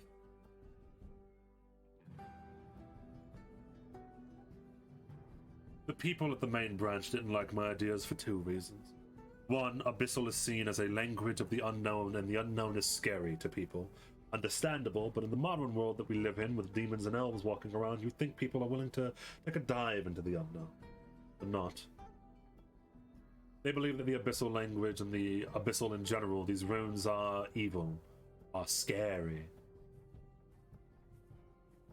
No, mother and father believed as much as well. I'm surprised no one gets cancelled for saying that type of thing. James shrugs. Beyond that, ever since what happened with China, not many people are willing to do heavy research into actually bringing the gates back.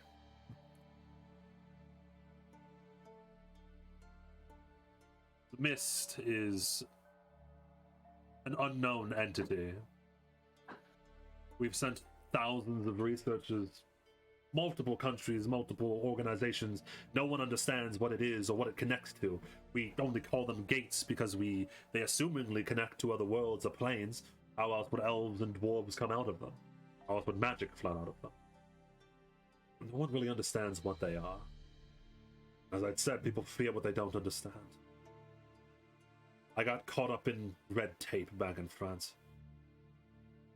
That I was pushing too hard. When you want to change the world, is there such a thing as pushing too hard? And without understanding these things, we'd have to just slowly lose everything we love. Correct. I'm glad that you understand the imminence of what we need to do.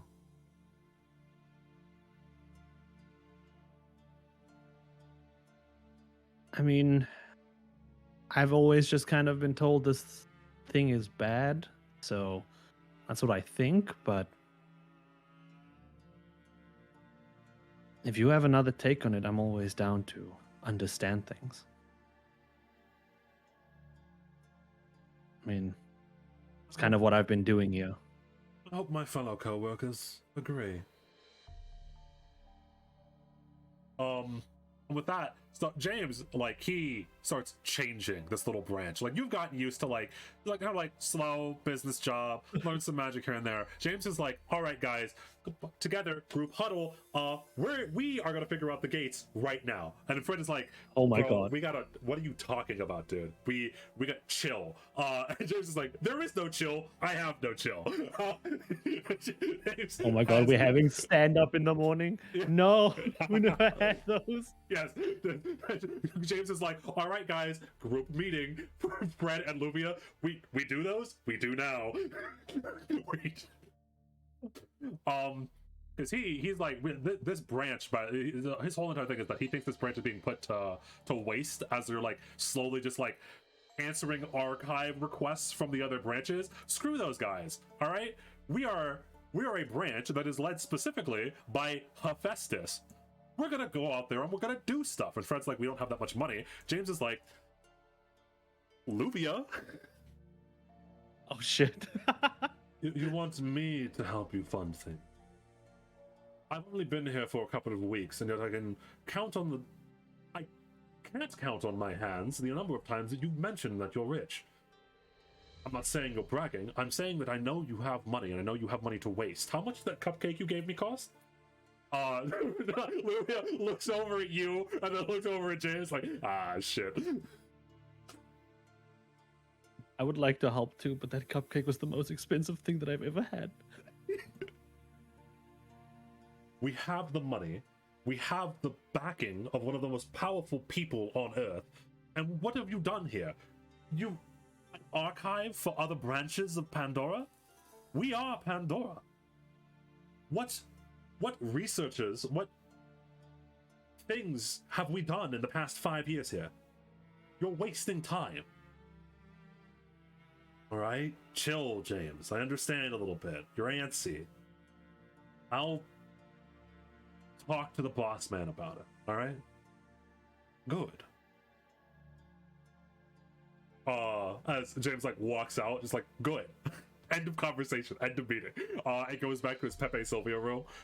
Very driven man. Fred like sighs and leans back into his chair. Why did it have to be our branch? Oh God. Contact with boss man.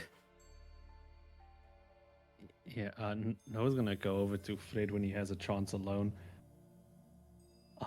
Have you seen what James has been up to? Yeah. I like what he's going for, but I just have the concern of if it's safe. James is the kind of person that doesn't care about safety. I got in contact with the main branch to see why he was fired. He's the kind of person that pushes through things without caring about the consequences. The ends justify the means kind of guy. There was an incident inside of the main branch where some people got hurt. He didn't mean to do it, that's why he wasn't fired. He was just put here, where they thought he couldn't do any harm. Now he has me asking Reginald if we can start things up. He's obsessed.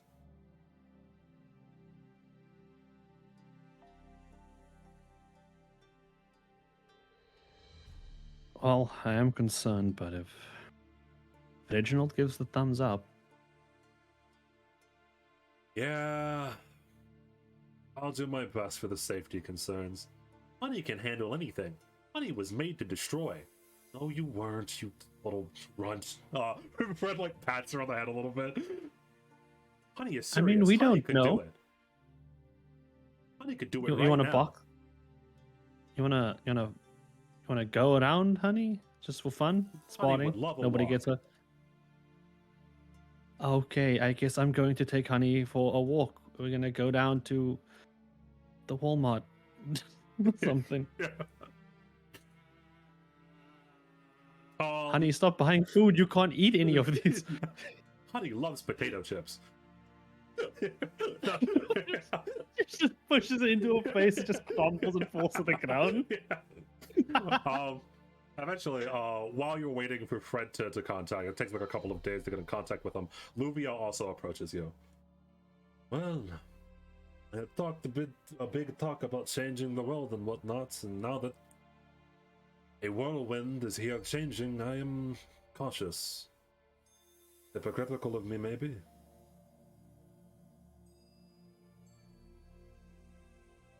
I mean, you have to be safe about things, right?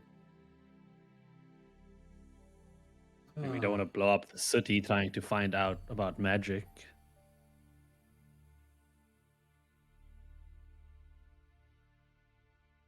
Pandora, I don't, look, as, I don't. Pandora as an institute is not a stranger to progress at the cost of things. There are a couple of things I've heard about that have been covered up that you are better off not knowing. Even for example, I believe that Reginald, if anyone, can change this world to the better. I also have to understand that the weapon he created was used to kill thousands of people. There is always a cost to things. James might be right. I don't know.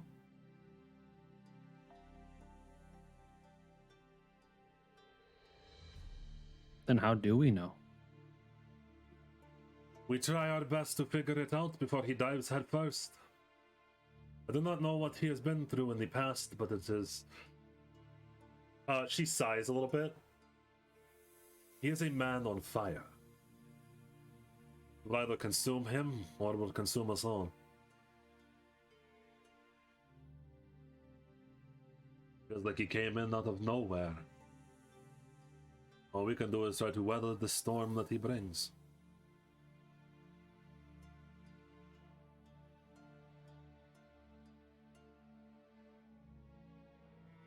I mean, he's working towards something good, right? In theory, yes.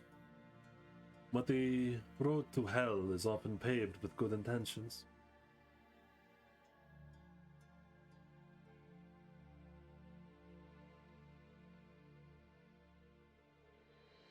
Wow, now I'm worrying about my doubts.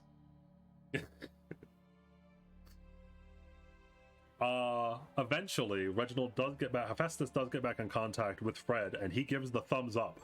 And James, who is kind of, not really, because Fred is still the actual leader of the branch, but James is kind of like the acting leader of the branch at this point, especially after he got the heads up to start a project here.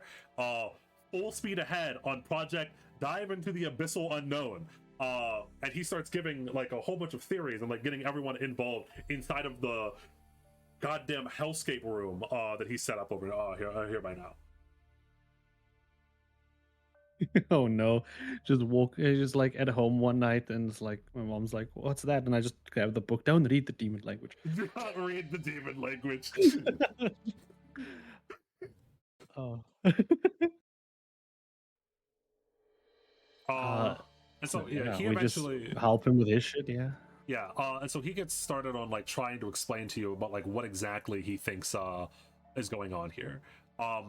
He thinks, this is his theory, that the abyssal language is very important to communicating with beings or something out there that controls the gates.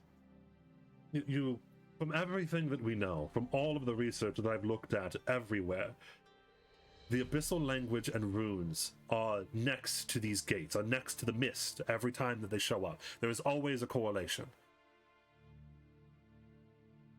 Beyond that, the gates defy all information that we understand about the world. Gravity doesn't exist there. It warps time and space itself. It is like a rejection of all of the rules that the normal world works under. They have a small amount of the mist inside of France. You can see it if you go there, if you have permission. What it does defies any logic. I believe that there are some powerful beings on the other side of that gate that can be communicated with. How do you know they can be talked to, can be reasoned with? Well, for one, the existence of the abyssal language is proof enough that they can be communicated with. As for reasoned with, James like taps his fingers a few times on the table.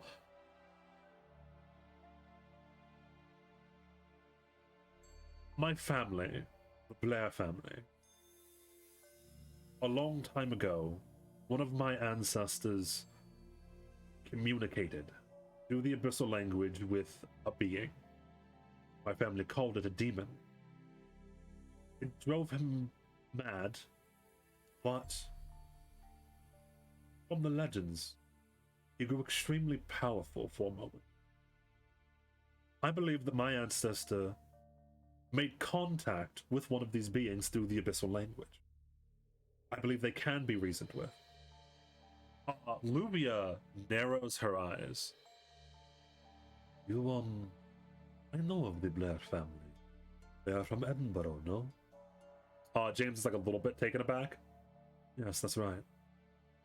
I know of this thing you are talking about. Your ancestor that communicated through abyssal, he went insane and murdered the village, no? Oh, that's crazy. How about we don't do that part? You're right, Noah. I agree with you. Perhaps my ancestors failed. Perhaps there was a breakdown in communication. I believe if we they can be reasoned with. And if we can reason with them, we can bring back the gates. If the gates are not just a force of nature, and they're being controlled by some greater being, then if we can talk to that greater being, we can perhaps bargain with it. We're talking about bargaining with a god. Well, not a god in the traditional sense, but a godlike being, yes.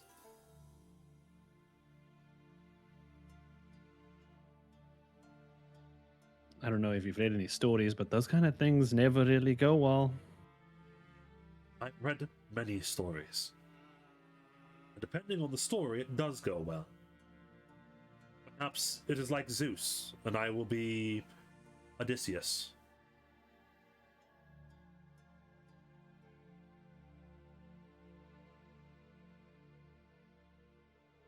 You have the go-ahead from boss, man. All right. Something that we start at the abyssal language, then? Yes. We start here today. Oh. So, assumingly, if you don't, you should probably choose one of your languages as abyssal. Yeah. I think that's a great time to just add it there to learn. Just add that on there real quick. You start under James a little bit. You start researching the gates and researching abyssal. Or I should say longer than him, but he's my boss. Correct. Or you should say a little bit. I should ask, how much do you go along with this?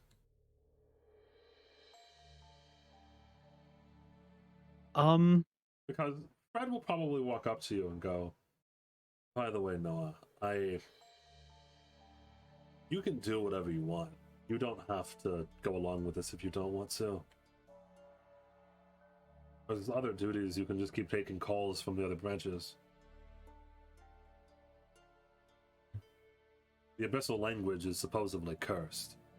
The more you look into it, the more you read it, it warps your mind. Or those are the rumors, anyway. There's no actionable, provable proof that happens. It might just be mysticism.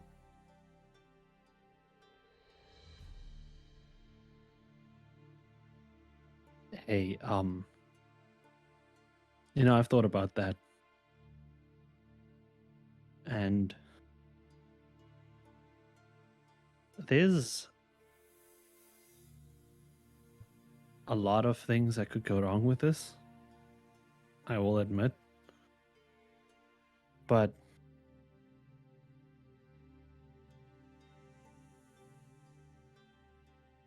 I can keep track of all of it, and we could at the very least learn from any mistakes we make. All right. Full steam ahead Plus, then. if anything happens to me, I've now been able to get life insurance and make sure my mother's okay. Fred looks at you like it's really sad look, like, yeah, kid, yeah, yeah. I'll speak to Reginald about getting you better life insurance. Was the one I got not good? It sounded good. It's like medium. It's okay. It's better than McDonald's too. Oh. So, full steam ahead, as it were. However, while everyone is a little bit skeptical, the same way that you were skeptical of Pandora in general when you first joined, James's theories start to be proven at least not wrong here and there.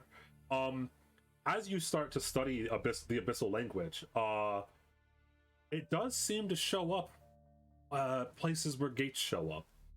Beyond that, you even start to learn a little bit, or at least James starts to learn a little bit of abyssal magic, even, which for reasons that are not fully known, have a lot to tie in with blood magic. It's very similar to blood magic.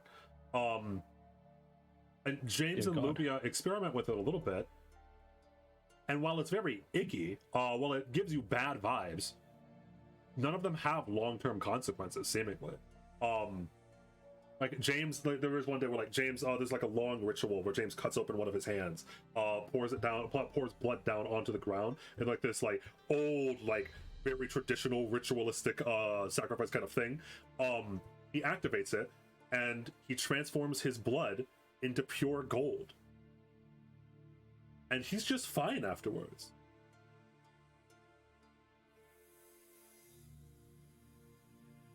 Magic of the unknown. Oh.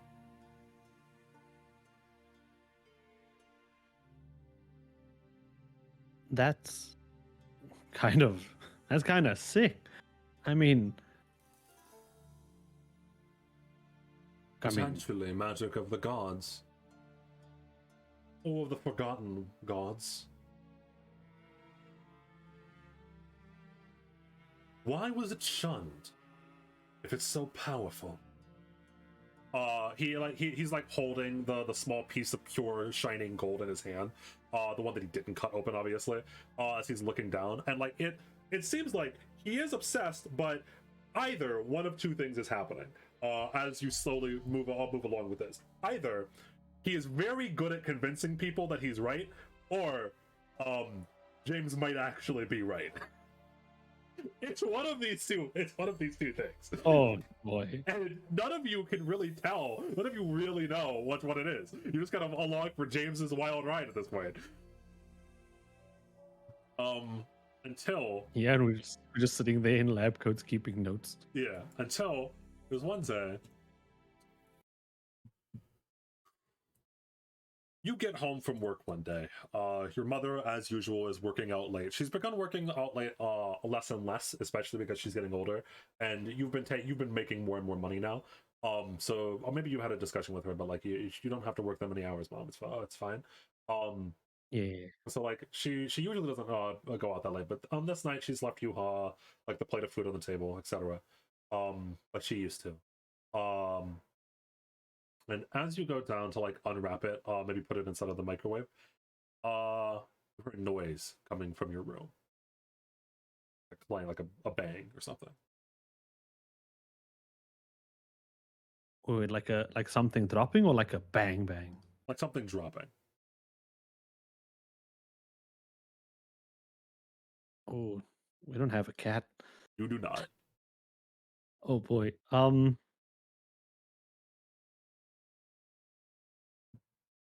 I mean, Noah's gonna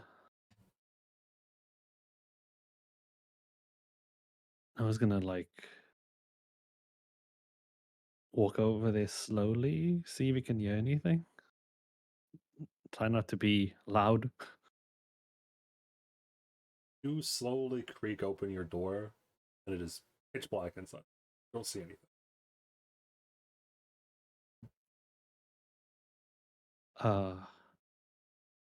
So Noah's gonna immediately just cast light into the room. Just an orb of light. Hey, don't appreciate that. As you cast light inside of your room, that pitch blackness was almost too dark to be normal, and the shadows of your room slowly coagulate and form a woman who sits down in your chair.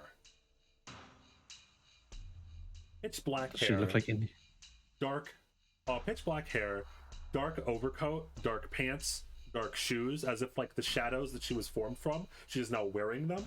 But she has rather light skin, and her eyes are also pitch black.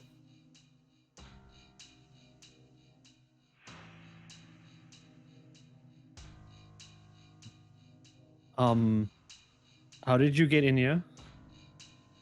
He's gonna like be like taking like a step back to be like careful. Don't worry. I have a warrant. Name's Jane Doe. Officer of the BSRD. Bureau of Supernatural Research and Defense. You can think of it as a branch of the CIA. How's it going?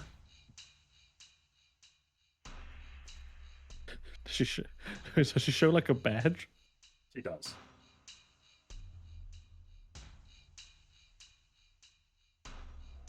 I mean, you could kind of be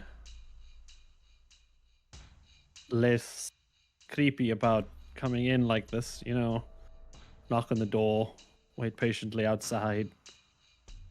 Yeah, sorry about that. Doris and me don't get along. Anyway, I'm here on official business, not here to kill you or anything. Roll me occultism. Dear God. I'm finding it. Starts with the letter W. Oh, it does not. Okay. So there's something like your back of your brain like tingles a little bit as like something about the way that her shadows move reminds you of something, but you can't quite pin it. Like something that you've researched before. Oh boy. Anyway, you work for the Pandora Institute inside of New York, right?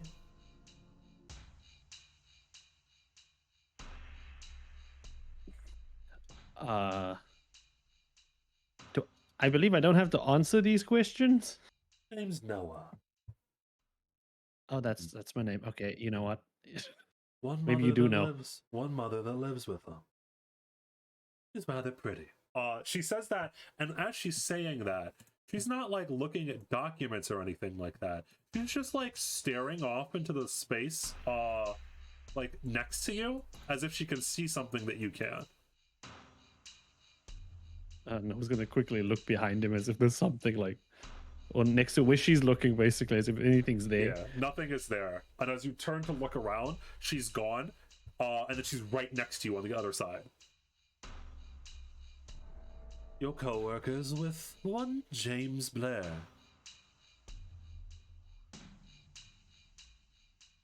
Yes, I mean, he's been working there. Would you consider yourself a patriot to the United States, Noah? Yes, ma'am. That's good. Good to hear. Born and raised. And the shadows twist and twirl as she disappears again. Like if you take your eyes off of her for a second or even blink, she disappears again and is on the other side of you. See, the U.S. has a job for you, only one that you could do. Here, And she hands you something. Like, is she holding it still? Yeah.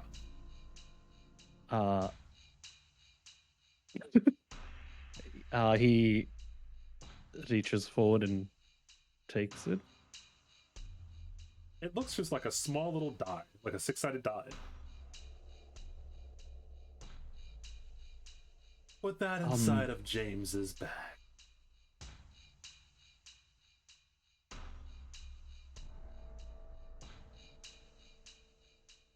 And it will do what exactly? Monitor him, that's all. I'd get inside personally if I could. I like doing things alone. But unfortunately, that bastard Hephaestus actually has decent wards around the place. As she says that, she teleports over back to the chair.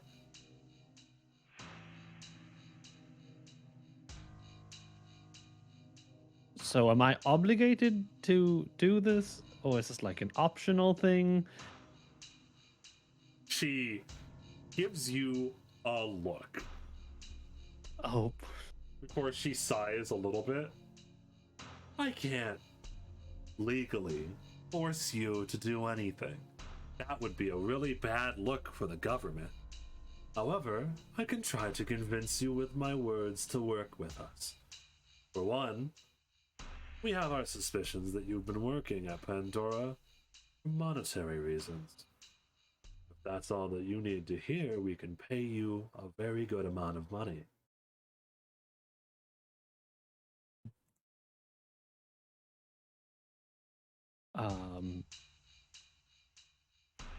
To just put this thing in his bag? Just put a 6-sided die inside of your coworker's bag. That's all you have to do. Can I try to, like, understand what this thing is? Roll me Arcana. Oh. There's scrying magic on it.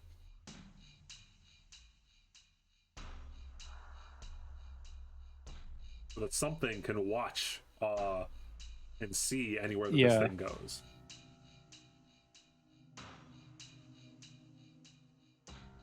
Seems like there's just a whole bunch of different scrying magic, like overlaying for like audio, visual, etc., etc. Doesn't seem like there's any more. There's not like an explosive or anything like that inside of it. Okay, so I don't know if, according to my contract, I'm legally allowed to do this. You know what I mean? Legal, schmeagle. We're the government. It's okay. We'll help you out if you get into trouble. Will you? Because no one ever found my tire. It looks like she clicks her tongue in annoyance, and sighs a little bit. I'm sorry. Immediately, he says, "I'm sorry." You're a good kid, Noah.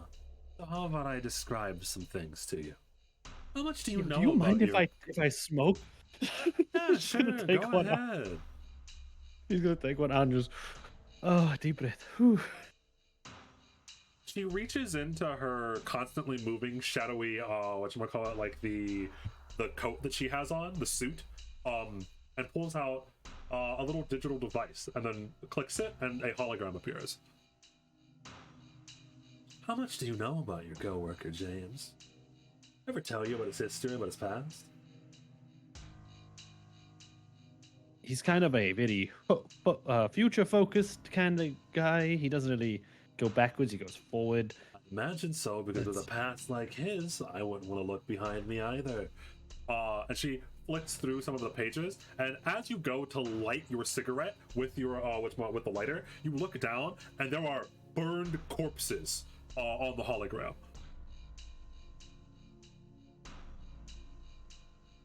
He's gonna just like stop midway. What? That one's name was Chanel. She flicks the page. That's David. She flicks the page again. That was... I don't remember his name. These are his previous co-workers. Main branch. France. Now, But Fred said that they had just been injured. These people look yeah. dead. Luvia did say that the Institute does cover up some things.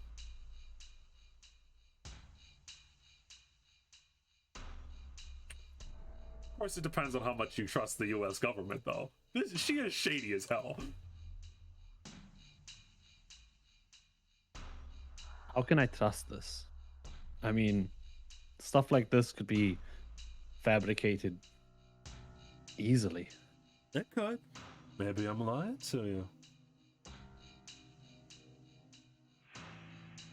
Who knows? Or maybe James is leading you down a path to destroying that whole entire building that you love dear. How's your life insurance, kid? It's good. Just got a new one. Just got new life insurance. Why? Yeah, they don't usually work for, you know, it doesn't really usually update for a year, so I'm kind of hoping for that working out.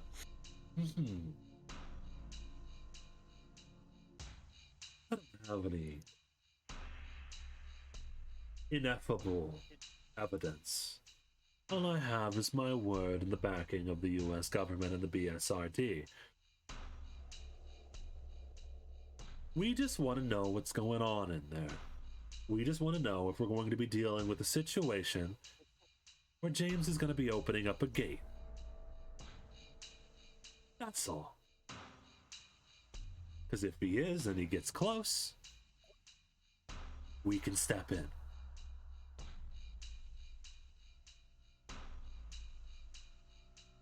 I see.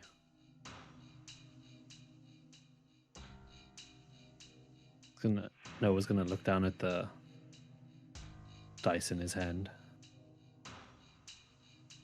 I'll see what I can do. Good to hear it, bud. You're a good kid. Hope you make it out alive. And with that, ominous as hell, she vanishes into shadows and disappears. All right, major decision time. Smile, Risu. Major decision time. Who do you trust more? Whoa, would you look at who do you that? trust more, James or the U.S. government? Whoa, they both kind of suck. Man, if only the US government had covered my bicycle wheel, this would have been an easy decision. Trust Jane Doe or do you trust James Blair? Dude, she's literally called Jane Doe. Yes. She's like, that's the name for when you don't know who a person is. Uh-huh. I've watched enough crime shows to know that. She literally does not have a name, quote unquote, because Jane Doe is supposed to be the name for unidentified bodies. Yeah. Give me one more occultism, by the way. As she teleports away. Come on, baby, we believe. Holy shit. You've read about what Jane is. You know what she is. And I'm not saying this is like a metaphor. She is a demon. Jane is a demon. From the Infernal Realm. No! If I learned that earlier, I could have spoken to her in a whistle. Yeah, or Infernal. But they speak Infernal. Oh, sorry. Okay, my bad. Let's just get that right here. Jane Doe demon. She is a straight up shadow demon. Working for the government? Maybe. Maybe she's not even working for the government. Yeah, there's no way to trust this woman. She showed you her badge. Come on. I don't know. I could buy that on eBay. eBay too. eBay too. I think Noah's gonna just spend a lot of time thinking about this. Mm-hmm. Maybe even losing some sleep this night. As he just like stares at this dice. You can thoroughly investigate it. I'll give you like a so as a side note, there are things called take 10 and take 20. You can take 20. It assumes that you fail a whole bunch of time and takes at least 1 hour. But you quote unquote get a nat 20 plus your modifier. So you can't do it for, like, you can't take 20 on something that would damage you or anything like that. But given enough time, you research this. All it is a whole bunch of scrying magic. There are no like explosives or there's nothing dangerous here. It would just be to monitor him.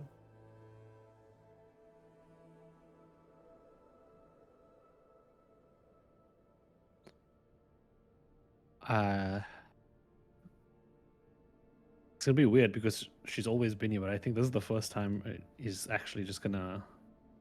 First time in a while, he's actually just gonna be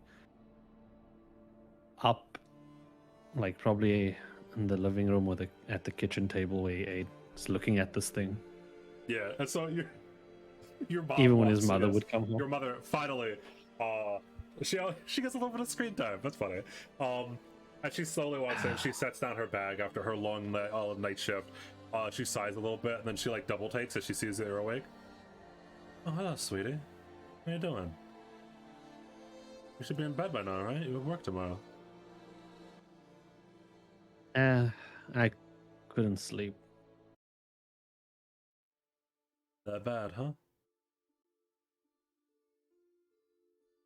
Yeah. I've noticed there's been something going on with you at work. Those runes that you told me to ignore. Is everything okay? I mean, I know you're working there so that you can help me, but you can quit if you want.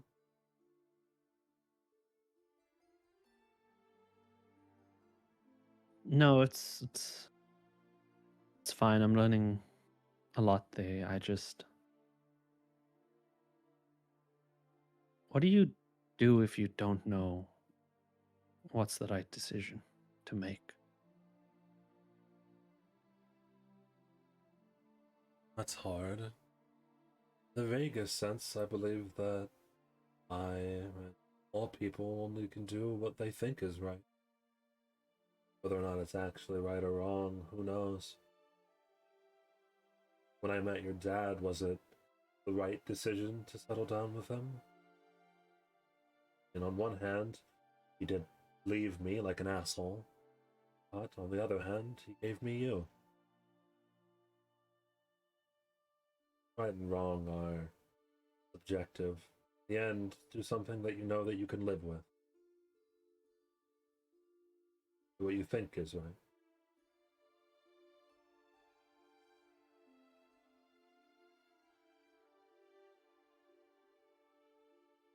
What I think is right.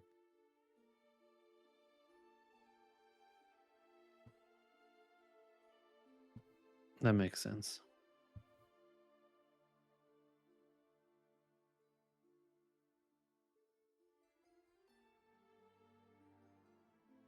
I think I know what I have to do. What I have to do. It's just a dispute with a coworker. Don't worry too much about it. She thinks on it for a bit, but then she nods. And then she walks over to you. Know that you're never too old for a hug. And she walks over and she hugs you. Aw. You're never too old for a hug either. You look so bad. All right. What is your decision? You have such little information about even for this decision. It's rough. The gut feeling. Yeah. So I think today would be a normal day. No, would get to work, try to put the sign up, falls over. He'd walk in. He'd greet everyone like normal. Sort of put his things down by his desk that he needs to. And then he'd wait for James to show up, or if James is already there, he'd go into before the morning meeting thing. he'd go into his lab where he is. Yep, James is almost always the first one there, other than Honey, who stays there. Because again, James is a man obsessed. He is there at the crack of dawn, clocking in as early as possible and leaving as late as possible. So he's already there, mumbling to himself, stringing up a whole bunch of things, trying to make connections, and he vaguely notices you as you enter. Hello there.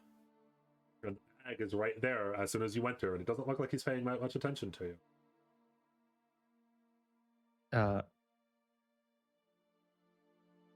James, what are you... I don't think I ever really asked, but what are you doing this all for?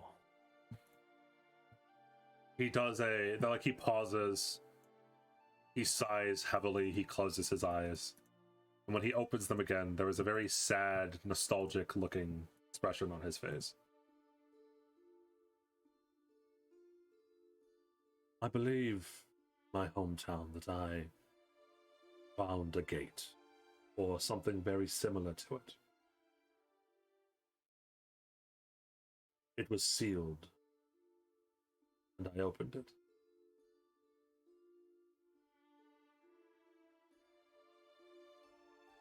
Bad things happened. People died for that decision. I don't regret the idea of opening it, however. He slowly, he shuffles around his papers and is looking for something almost, where he reaches down and he pulls out a really old looking book that is full of abyssal. And when he opens it, there are little scribbles between multiple people that look like have written down notes. And you know his handwriting by now.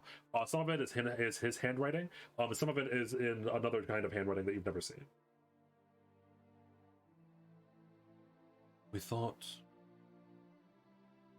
what I lacked was knowledge, not the willpower to do what I needed to do. If I can understand what it was I was dealing with back then, maybe it's not too late.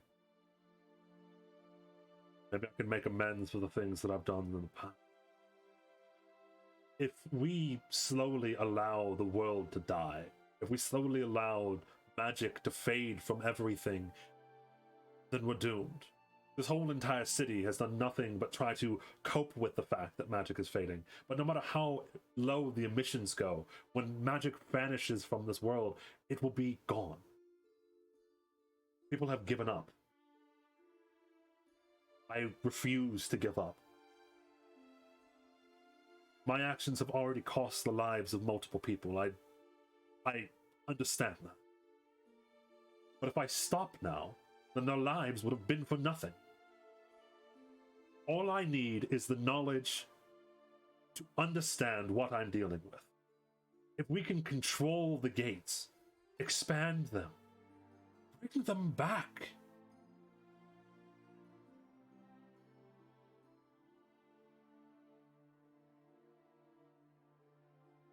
And you think one person can do this?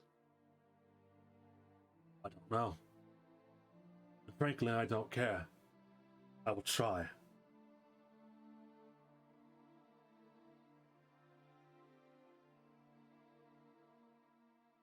Even if no one else believes me, even if my own family doesn't believe in me, I will do what I think is right. That is what my father taught me, to do what I think is right.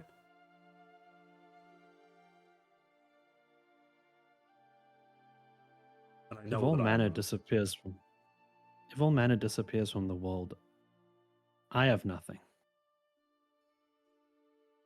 For you, why is it that you want magic to stay? Magic is wonderful. It allows people of all graces, of all walks of life, to do anything that they wish. My father often wished that I was a knight of honor with a sword and a shield, like the old times of chivalry. But I never cared for such things. My sister did, but not me. Magic.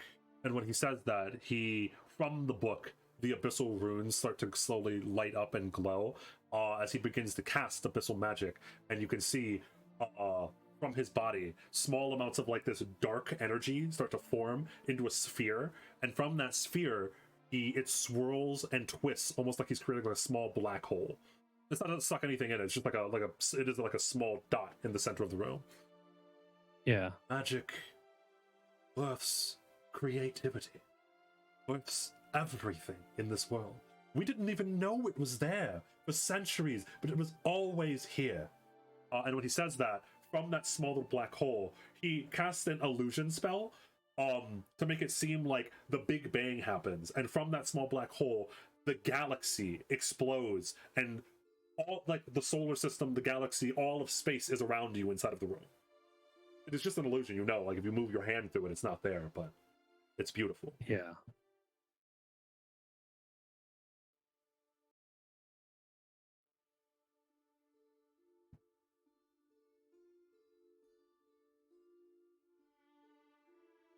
This stuff is risky. You do not have to follow me on my journey. My path was decided long ago when I made the mistakes that I did. I understand that I am often driving into the unknown. I understand that there will be consequences for doing so, but we do not have the time. We never have. And stagnation and allowing things to die is something I would never accept. I will push forward no matter the consequence. Because I know the direction is right.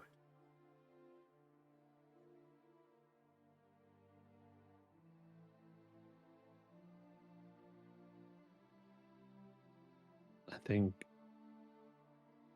I was gonna step forward and hold out a hand for James to take. Like he pauses for a moment and then nods. He's like, you can tell he softens a bit. He's a little bit of like a hard ass a lot of the times. Like very stern and very serious. Because again, he has like man on a mission. But like he softens a bit after he gives that spiel, and he doesn't seem like you're disgusted by him or turned away. He softens with a smile, and then he shakes your hand. I will admit I am a bit worried about how these things will turn out, but I'm more worried about losing everything that this world currently stands for. All the possibilities. I agree. And I have things, as I'd mentioned, I have things in my past that I must make amends for.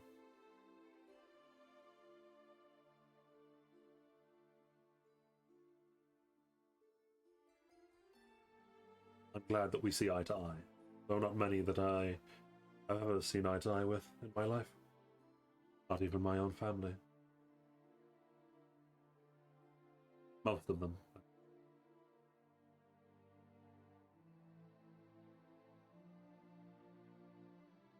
You know, this is the first time I feel like I've met you. Then I'll reintroduce myself. I am the eldest son of Gaius Blair. I was supposed to be the heir before I was exiled of sort. I'm James Blair. And he reaches out a hand to you, or like he does a slightly like kind of noble-ish bow. It's different from the one that Lubia does. But it's very clear that he does come from like an old family. No, I was just gonna try to do the same thing. Noah. Let's get to work then. I just need a moment. I have to step out. You walk out, you fucking chuck the dice. No. What I'm gonna do is, I'm gonna go look for like the nearest McDonald's too, and I'm gonna drop it in the play area. All right, wonderful. We're siding with James. All right. I can't wait for Snorak to talk about that. Listen. To me, that was a very sketch woman and a kind of sketch man that I kind of know, and explain more to me. So yes, he wins. So we push ahead. As I said, you kind of continue to and like you start to like in general, the Pandora incident, to zoom out again, to time skip a little bit here.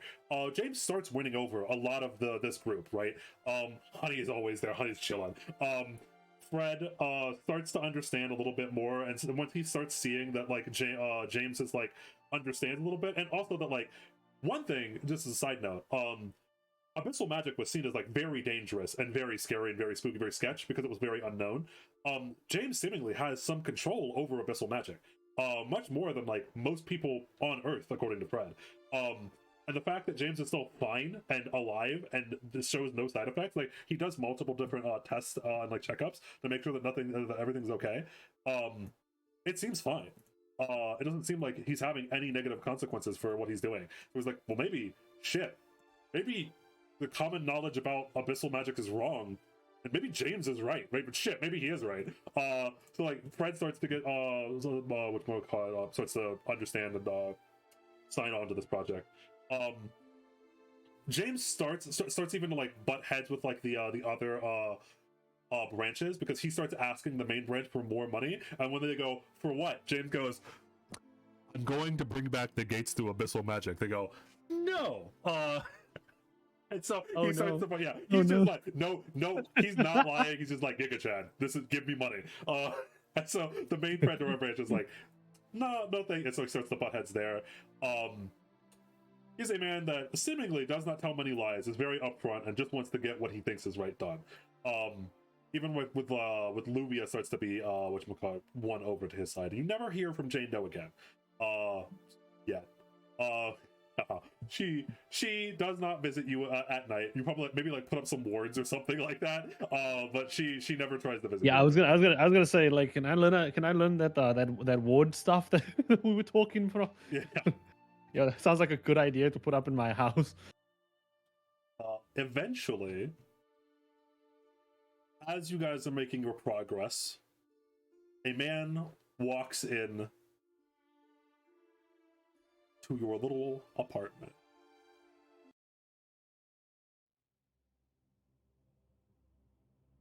He walks in?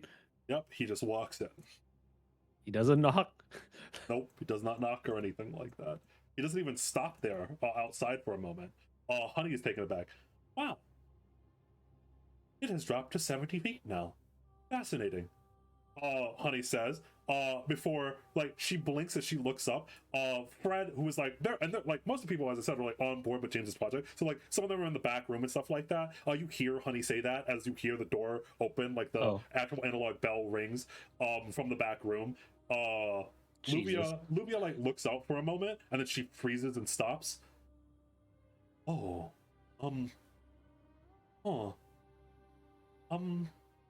do I owe the pleasure?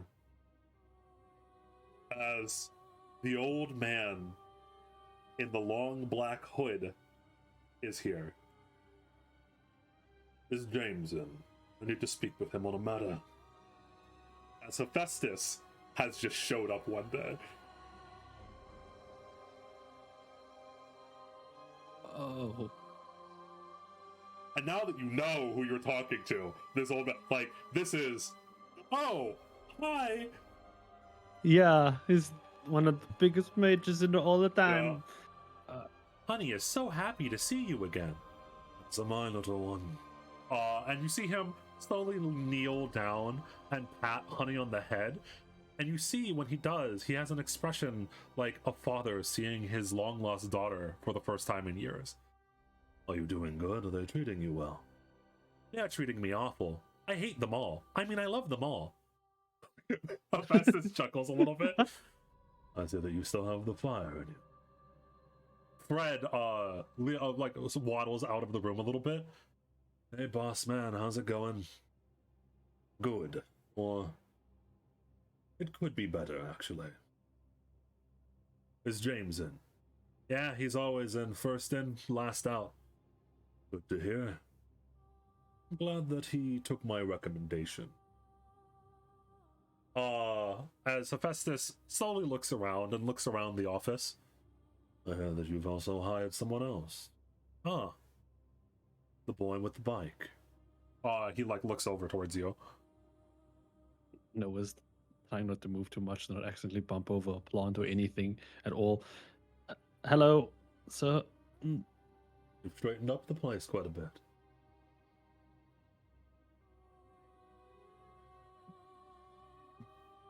Oh. Well, it was the first thing I was told to do. Doing a little bit of hazing, Fred? You could say that. Fred waddles over to his desk. And Hephaestus sits down in your chair. And looks over towards kind of everyone in general.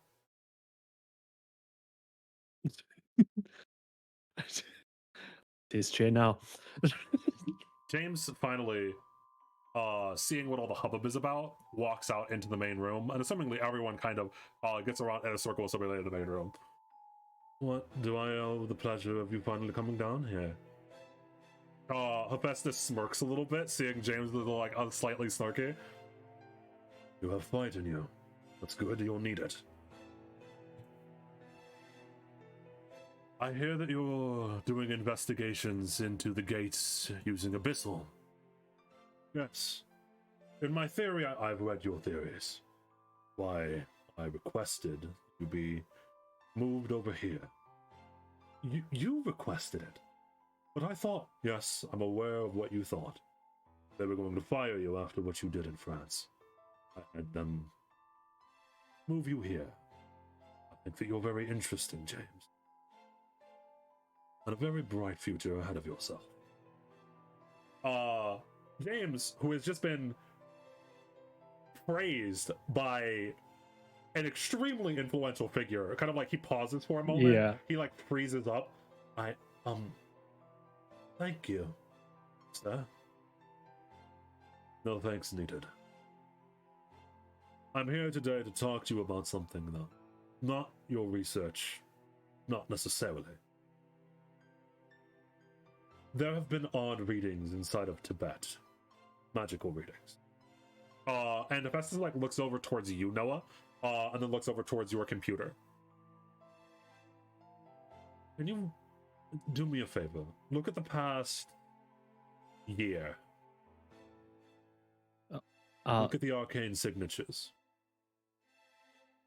Yes, sir. And Noah's gonna assumingly know how to bring that up. Yeah. So you've been working here for a while. Yeah. So you bring them up, and you so presumably frown. They don't make sense.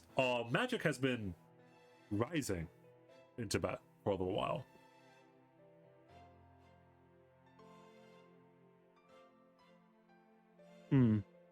That's strange. It's only going up. Oh, that is impossible. Magic does not go up anywhere that is not China. Luvia like walks over, and she looks at the readings as well.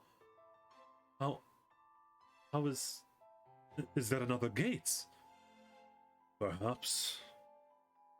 But there is another possibility.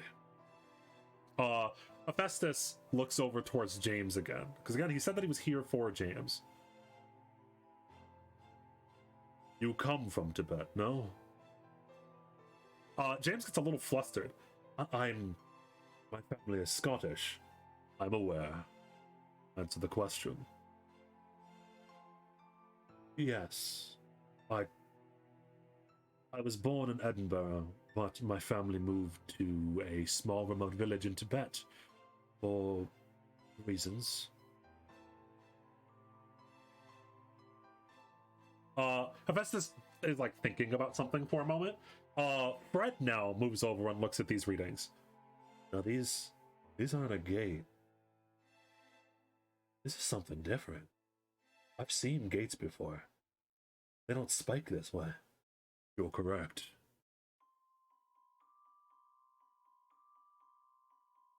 I have a friend in the Vatican. He has informed me that a ancient and very powerful holy relic was stolen from the archives. What? After doing some tracking, we have managed to narrow it down.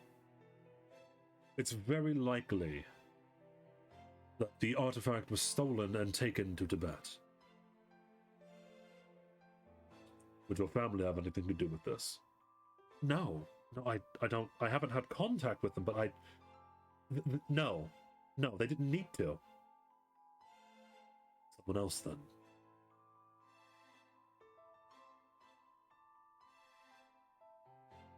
I need you all to take a break from your research.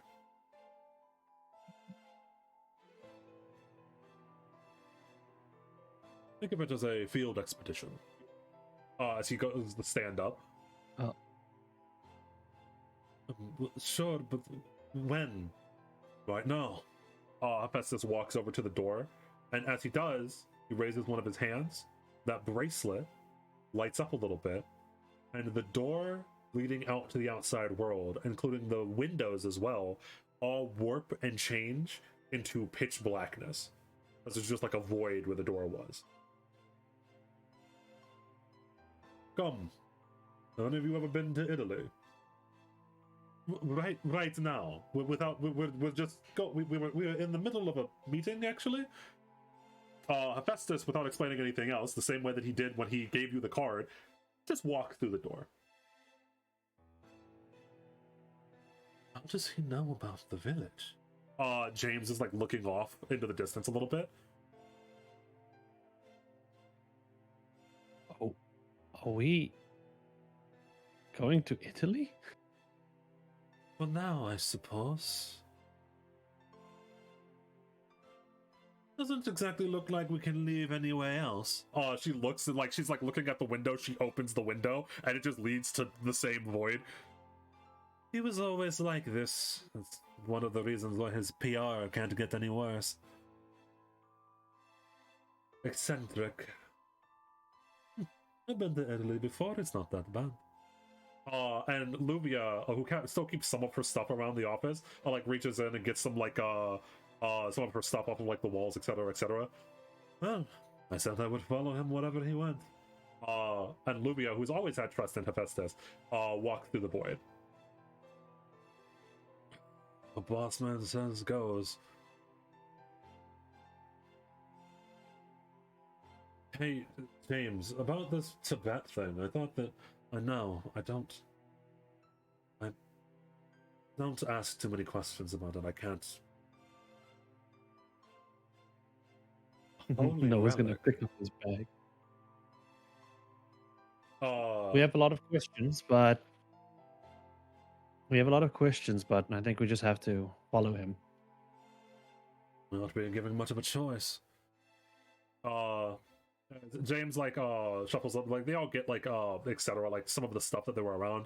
There's not a lot of time to like pack, as it were, because the Hephaestus just kind of like stole this whole entire building with all of you in it. He just moved it. Yeah. Specifically, you one by one walk through the void. The last ones are you and Honey, who's staring at you. The darkness scares Honey. But wasn't it made by someone you love? It was, but Father is a scary man. I've seen Father do things that he told me to never speak about again. Oh. Please hug me, I'm scared. Oh, okay, Honey. I'm just gonna hug Honey and like pick her up and like walk through with her. Yeah. And you walk through into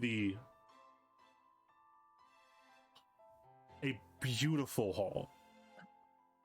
It is a massive cathedral almost. And you just walk in through a doorway. Like you walk through, and behind you the void slowly disappears. And you see the rest of the group here, all looking around, confused, same as you. As you are just in this like massive, beautiful cathedral. The architecture is extremely old, and it you're probably in one of like the very famous maybe like I forget what the actual Vatican's whatchamacallit is called, cathedral is called, but you're in potentially the actual Vatican cathedral. I should have looked that up beforehand because I knew it was going to come up. I'm bad, but anyway. Sixtine Chapel. Yeah, Sixtine Chapel. Sure, let's go with that. I don't think that's correct, but yeah.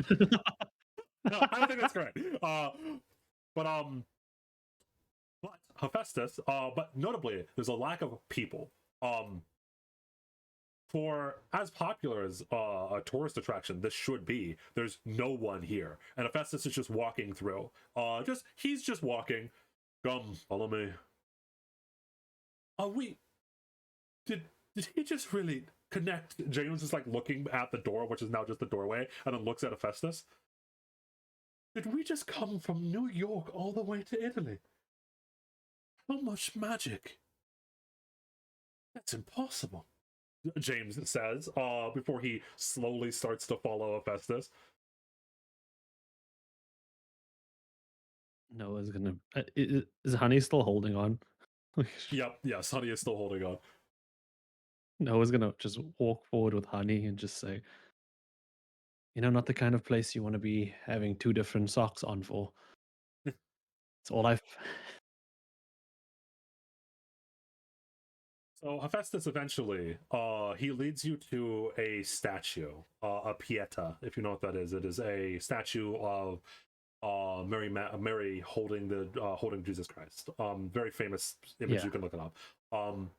And Hephaestus walks up to it, and a blonde man with his hair into a ponytail, very, very fancy clothing and a sword at his hilt, is praying to the statue. As you all approach, he slowly stands up. Hello, my old friend. You are back so soon. I did not truly believe you when you said that you'd go all the way to New York to gather your friends. As this man, very kindly looking man, looks over towards all of you.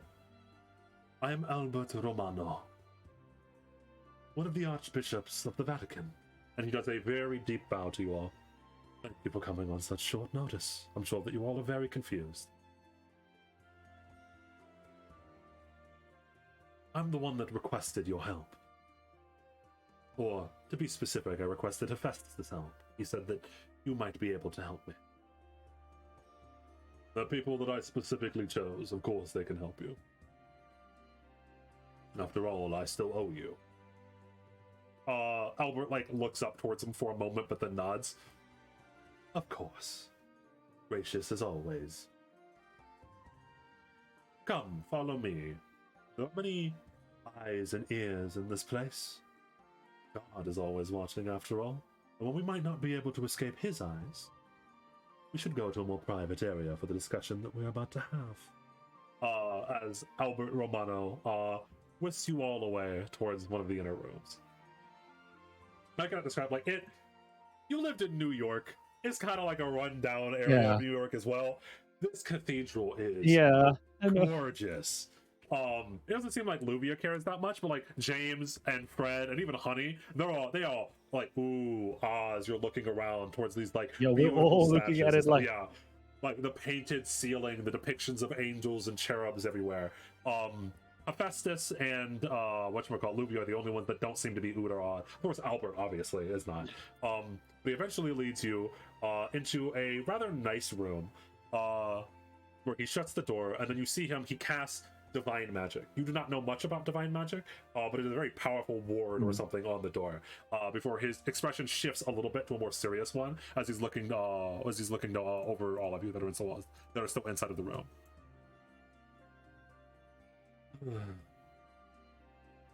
I apologize. I wish that I could have done this in a more formal way, but this is more of me asking a friend for a favor than anything else.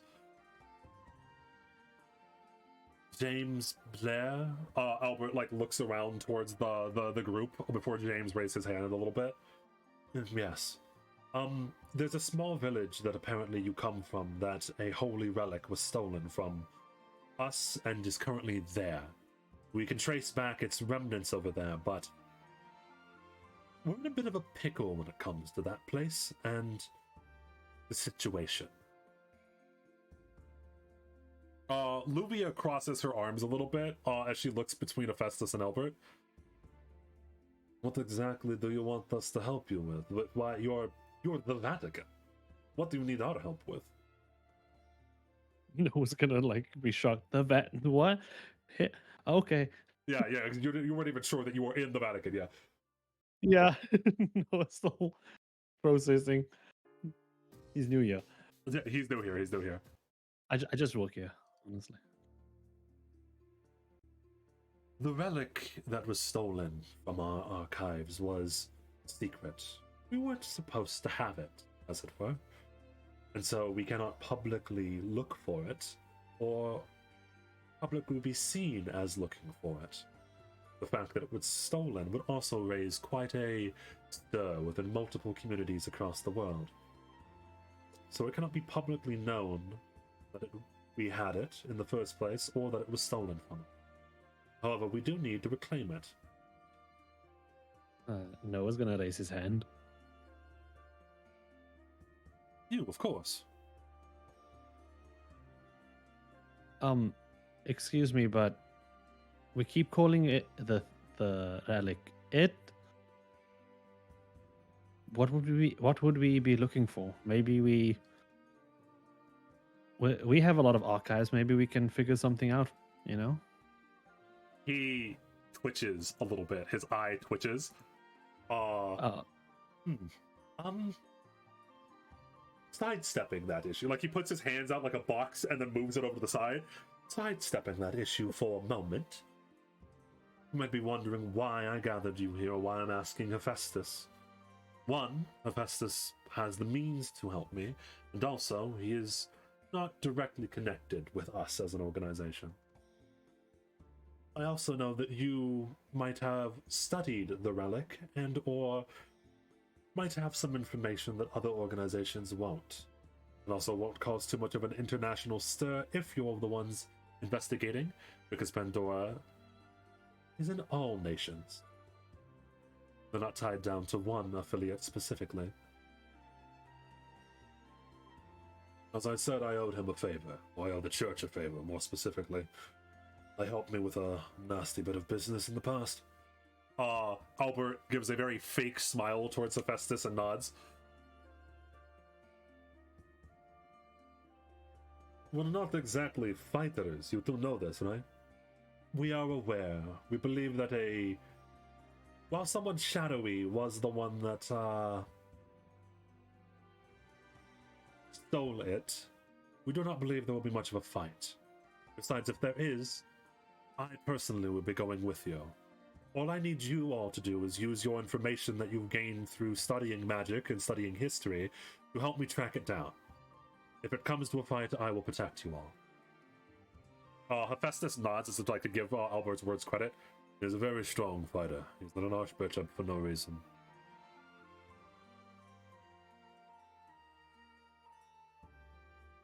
Oh, so we'd be like your guy in the chair. Yes. I am good with divine magic, but the object is not only divine, but arcane, and primal and occult. It is a wellspring of all types of magic. Luvia narrows her eyes. She seems like a little bit distrustworthy of this whole entire thing. So you're basically asking us to be hound dogs, as it were, to use our information and perhaps our senses of the arcane and the non-divine magics to track down this object that you lost. Was stolen, did not lose. Luvia nods. If I might ask, why... I second Noah. What exactly was stolen? Albert's eye twitches again. Oh, we're gonna kill Albert this way.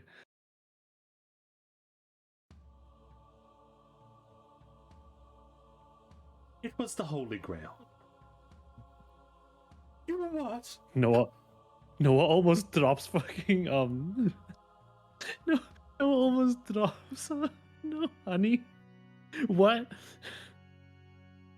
The Holy Grail was under the protection of the Vatican for decades now, after the three main mage families gave it up. It was stolen from us by someone we do not know. A assassin. The only thing I know of him is that it is male, vaguely. I saw a brief glimpse of him. Very quick on his feet, that one. Either way, as you could imagine, we need to get it back. Have you heard of the Holy Grail War? Hephaestus says as he's looking around towards his shot, like towards his the little group of his.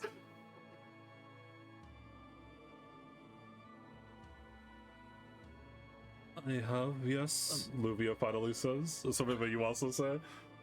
A little bit. The magic sounded too good to be true. The magic in Tibet is spiking sharply, not one that would coordinate with the opening of a gate. At least not one of any size that we know of. We believe that someone has stolen the Grail to conduct a Holy Grail War ritual inside of the village that you come from, James. That's why also, specifically, I'm asking you. I have connections all over the world, but you're local. You should know the people there. Yes, a bit. James says, like, kind of sheepishly. Luvia, if it comes to it, I know that you can fight, and I know that you are very instructed in magic. Fred is a genius. Honey's adorable. And Noah, and he, like, looks at Noah for a moment. They're, like, Hephaestus' expression changes when he looks at you. Like, he softens to you as he's looking at Honey, almost as if he's looking at Honey for a bit. I know that you are better than what you think you are. I believe that all of you are able to find what's necessary there. I trust that this team can do it.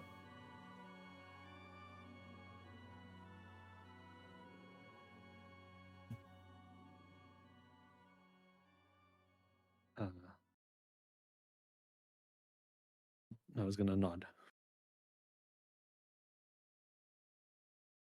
But what if, why? You really think that we, us from a broken down branch in the Institute can, I understand that why covert, etc., but what if we just tell the BSRD or the United States something? Like maybe they can help you, or maybe the Italian government? Albert looks over towards Hephaestus, and both of them like give a little shake of the head. I already told you before. For one, it is a secret that we even had it to begin with. It would be an international incident if we alerted everyone to the fact that we had it. But beyond that, frankly, the Holy Grail War was a myth. A thing that was talked about in theories. What do you think the United States government or the Italian government or any government would do if they found out that a wish-granting device was real? That small village of yours would be nuked off the face of the earth.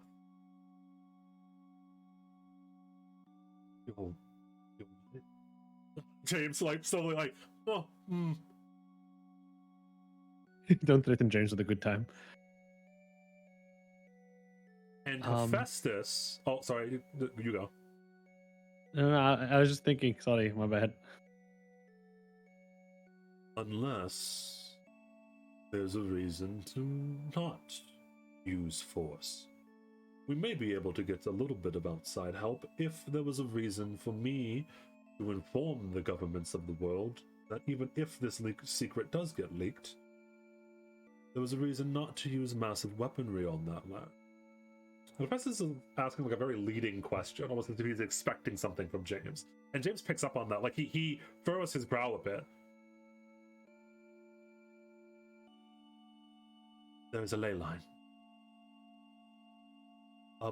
A massive ley line in near a village called Musuzena. My family was mining it for resources for years. If you can't send in like armies or anything.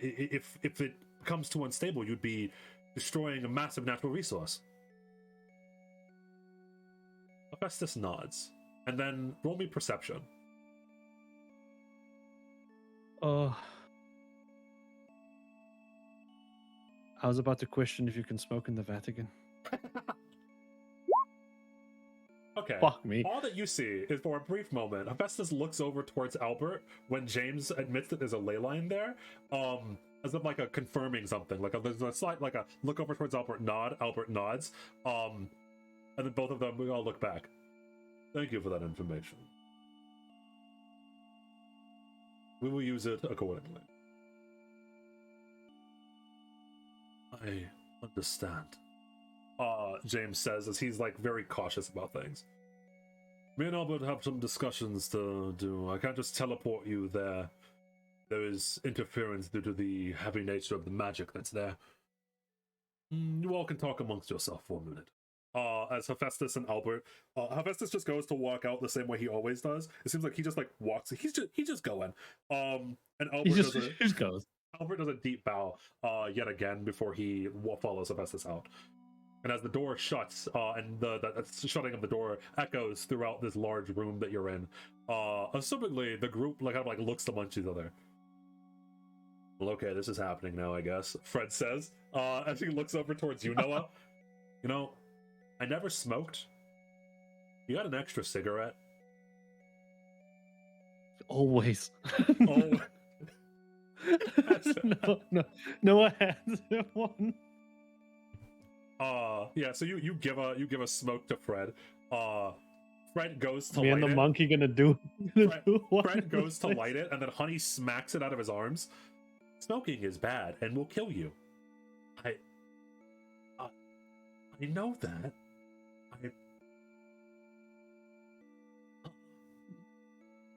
The Holy Grail. Is that real?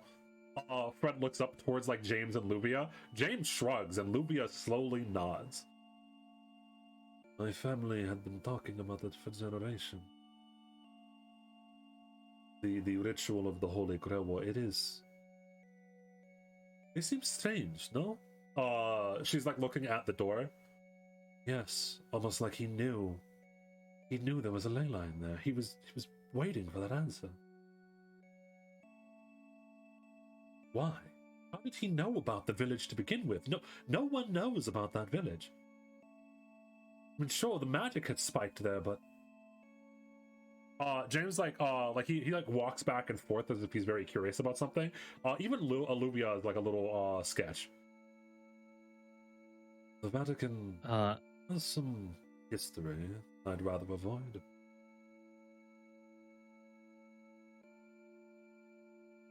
But I mean, does the person who did the ritual, do they have to be from one of the three families? Not necessarily, but to be honest, I don't know. Much of the Grail was hidden in secrecy behind the very old families. I don't know. Yeah, I thought we could just go walk up to the family and talk to them, ask, hey, you have the Grail? And sort that out real quick, you know? Heard the bed's cold. It is, especially in the winter, which it's about to be. This feels very sudden. James is very uncertain. He admitted that he was the one that referenced me under him. Did he do that knowing where I was from? They say it was stolen, but are we sure that's even true? I doubt that the Vatican would say that. Appearances are very important to people like them. I doubt that someone like Albert would be admitting that it was stolen if it wasn't stolen. A massive show of weakness to admit that.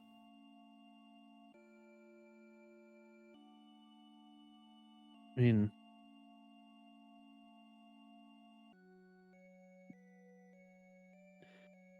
I don't know about you guys, but I'm here because I trust Hephaestus. As do I. Even though I have my mishaps with the Vatican, I will go along with it if he does. I believe that he knows what is best.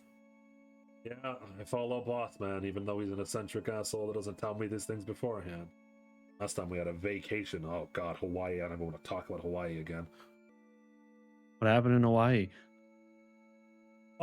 Honey looks up at you and she reaches out her arms.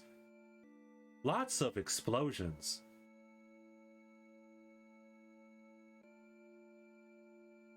Okay, don't go to Hawaii. Understood.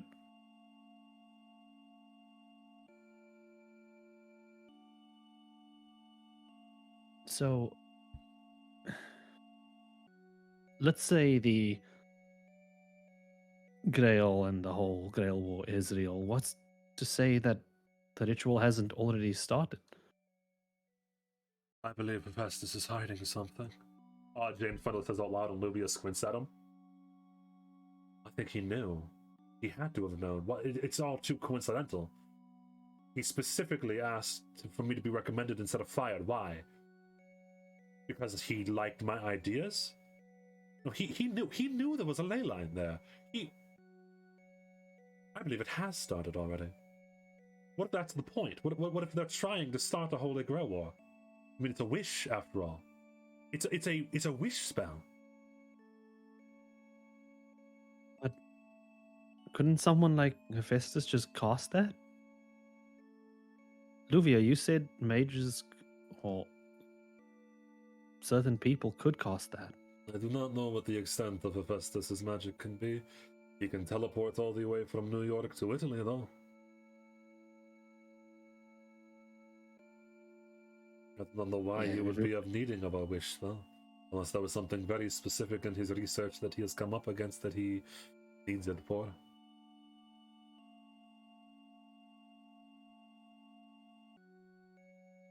Honey thinks that the vacation sounds fun.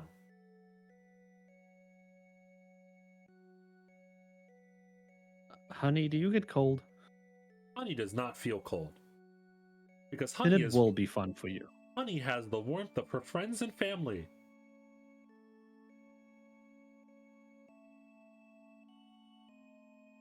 You know, you're really sweet sometimes. I love you all. I mean, it shouldn't be that big of a deal. We're just there to search for the Grail and that's it, right? I mean, honestly, I'm more interested in that ley line of yours. Fred looks over, and as he says that, James gets a very dark expression, like a don't. What? It's a once in a lifetime. The ley line is off limits. For now. I need to finish my research before we do anything.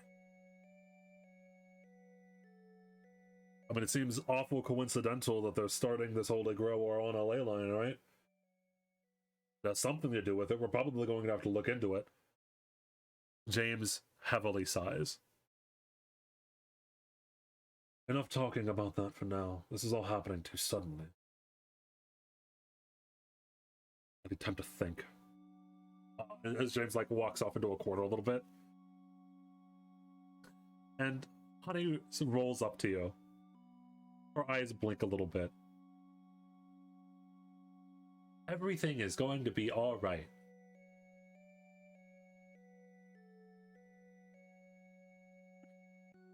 Yes, it will, honey. Yeah. I mean, it's not going to be like Hawaii, right? No. I was promised that nothing would ever be like Hawaii again. Jesus fucking Christ. As Fred sighs a little bit. All right, kid. Welcome to your first vacation.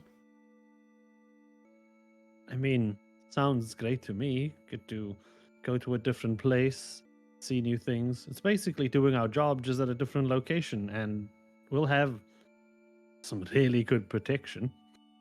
Oh yeah, Doesn't sound bad. As James is off in the corner, Fred looks over towards you. I'm very curious about that ley line that James had hidden. When we get there, we should probably look into it. We didn't. I think we should too. A lot of people that I thought were friends that are apparently hiding a whole bunch of shit. Don't really know what to think about this. We're being sent in without any real information, but I guess we're just gonna have to hit the ground running, right? You've always been good at that, adaptation and whatnot.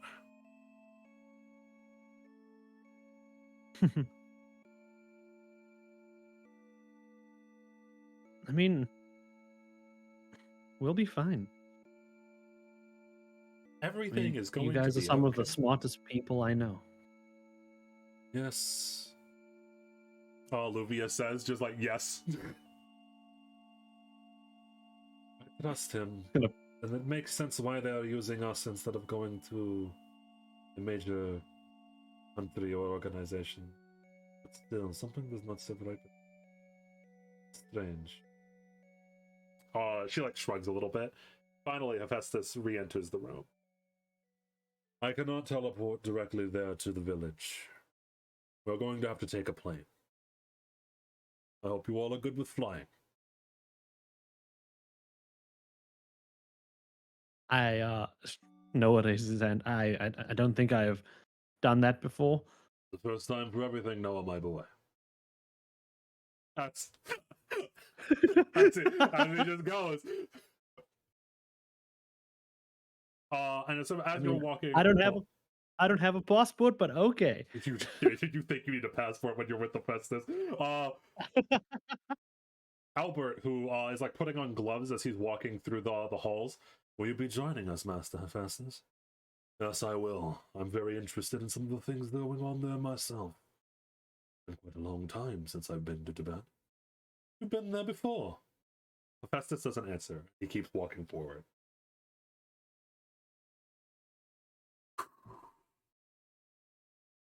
As you finally board, specifically aboard the plane, all of this is happening very quickly, right? This is like just out of nowhere. We're on a mission for the Holy Grail now. Forget everything else that you have learned. Can I just text my mom? I won't be home for dinner. Mom, I won't be home for dinner.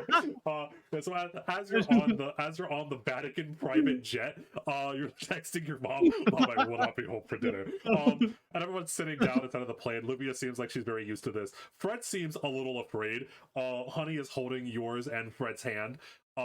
James is muttering to himself as he's thinking. Albert is chilling. As Hephaestus, the man who this pre-session started with, sits down across from you on the plane. And he looks over at you as you're texting your mother. Do you regret joining?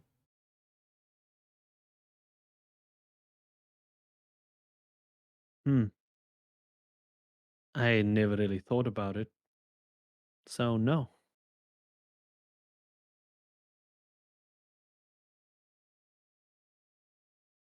If you want the truth, if you are ever curious about why I picked you, it wasn't because you were special. It was not because it crushes your dreams out of nowhere. Oops, not that. Okay. Hurts a little bit. I'm trying to think about... This will be fine. There was nothing special about you. You weren't the chosen one. You weren't fated for this. I chose you because you had potential. I do not believe in fate in this world. What I believe is in the indomitable will of humanity. I've given the opportunity to join for everyone that I've come across. Fred was not able to speak even though he was touched by the gates from a very young age. He couldn't communicate with everyone, and so everyone thought he was nothing more than a monkey screeching. I gave him a means to communicate, and he became a genius. James was ostracized by the Pandora Institute. I gave him a place. Luvia is a bit of a black sheep amongst her family. I gave her a place. I give people the option to raise themselves up. No matter what your background was, where you came from, or who you are. I believe in possibility. I didn't talk to you because you were special. You are special because you took the opportunity I gave you. You walked through that door of your own will. I can see in you that you do not have a lot of pride or self-esteem. That's potentially a good thing. But do know that you have mastered magic beyond what even the people at the clock tower would. You've done it all just because you had the work ethic to do so.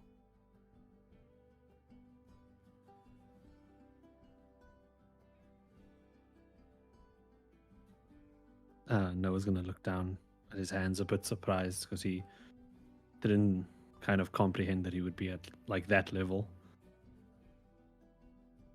Without even understanding the world around you or comparing yourself to others, you have reached a stage of much little of humanity ever had.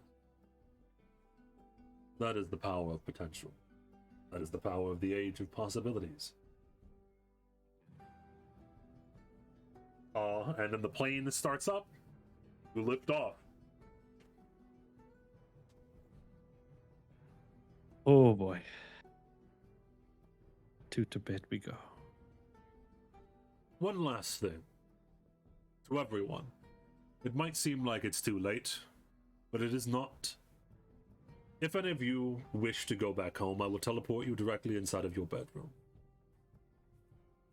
Anyone want off this ride? Because once we get there, the magical interference will stop me from using my powers in such a way. I'd prefer it if you did not, though. You will be handsomely rewarded. Albert, do not try to bribe them. Albert like look straight forward, like, okay. Noah's gonna look down like, fuck, money. It is of your own free will. I will not lie to you. It will be dangerous. If the secret gets out, other countries may be involved. If the Great War is truly underway, there may be beings that are more powerful than anyone could ever imagine there. Your lives may be in danger. But what I offer you in return is knowledge. I offer you a door to possibilities.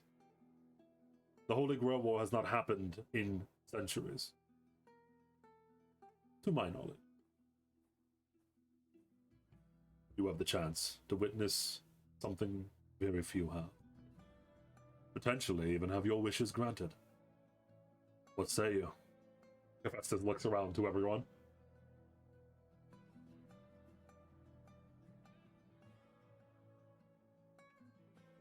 Noah stands up.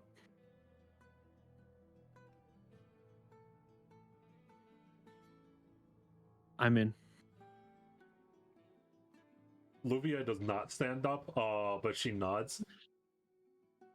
I trust you, Hephaestus. I trust you after what you did to save me from my family. You have given me an opportunity and it did not bite me before. If it is a fight that these people want, I will give it to them. Listen, boss man. Wild shit always happens when you're involved. Like Hawaii. Hephaestus like grimaces a little bit. But it's always interesting and I always learn new things. Thank you for bringing me up from where I came from. I'm not going to turn down possibility. What kind of scientist would I be? I'm new here comparatively to the rest of you, James says as he looks around. But if there is danger in that place, then I must go back, regardless of whether it is with you or not. My family is still there, or what remains of it. Honey loves that all of us are going together as a family. So am I the only one standing up? Honey is. So that was... Fred's afraid to stand up, and James is thinking to himself, and Luvia doesn't. Yeah, Noah's looking at it. Am I the only one who's gonna stand up? I thought, okay, I'm just gonna sit. He's gonna sit back down.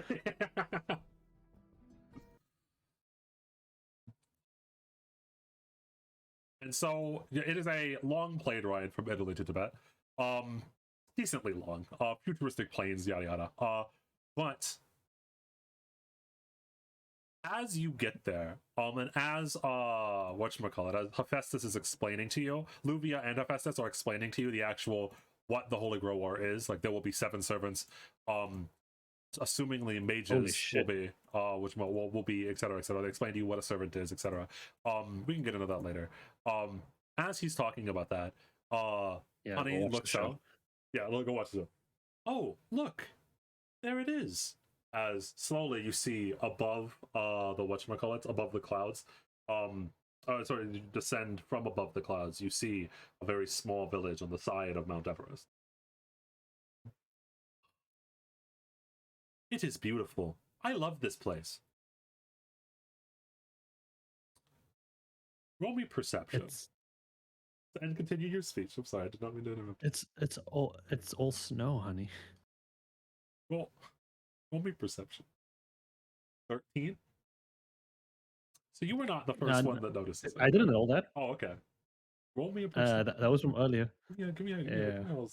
Ooh, you are the first double. One. As you're looking out the window, you see a hand reach up from underneath the plane wing.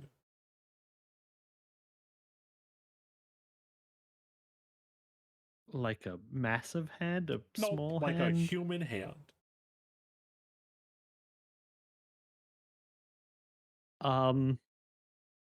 People don't ride on wings of planes, right? We don't do that. No one's gonna point over to the wing. Luvia has her eyes closed, like she's like kind of trying to sleep. Will not be preposterous. No, that would be physically impossible. Hephaestus says that he's like messing around with like gears and stuff like that. James is reading a book. Albert is also, he's reading the Bible. Like no one really pays attention to like what the hell are you talking about? Pick up Honey and I point Honey to the wing. You see it, right? There is a white-haired man climbing on top of the wing. See? Oh boy, Honey. Am I gonna have to work on your engineering again? Fred slowly unbuckles his seat. He's got a little bit used to flying as he walks over to Honey. Oh dear God. Oh my God. What is that?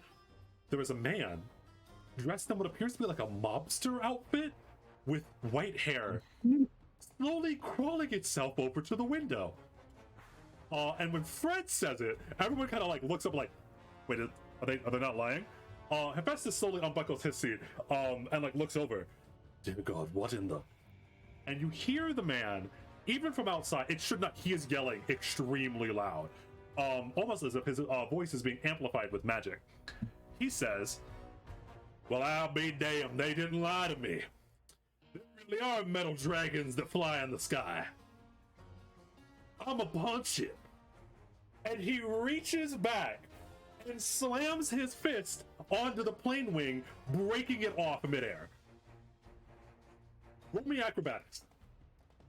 Oh my dear Lord, that's mad.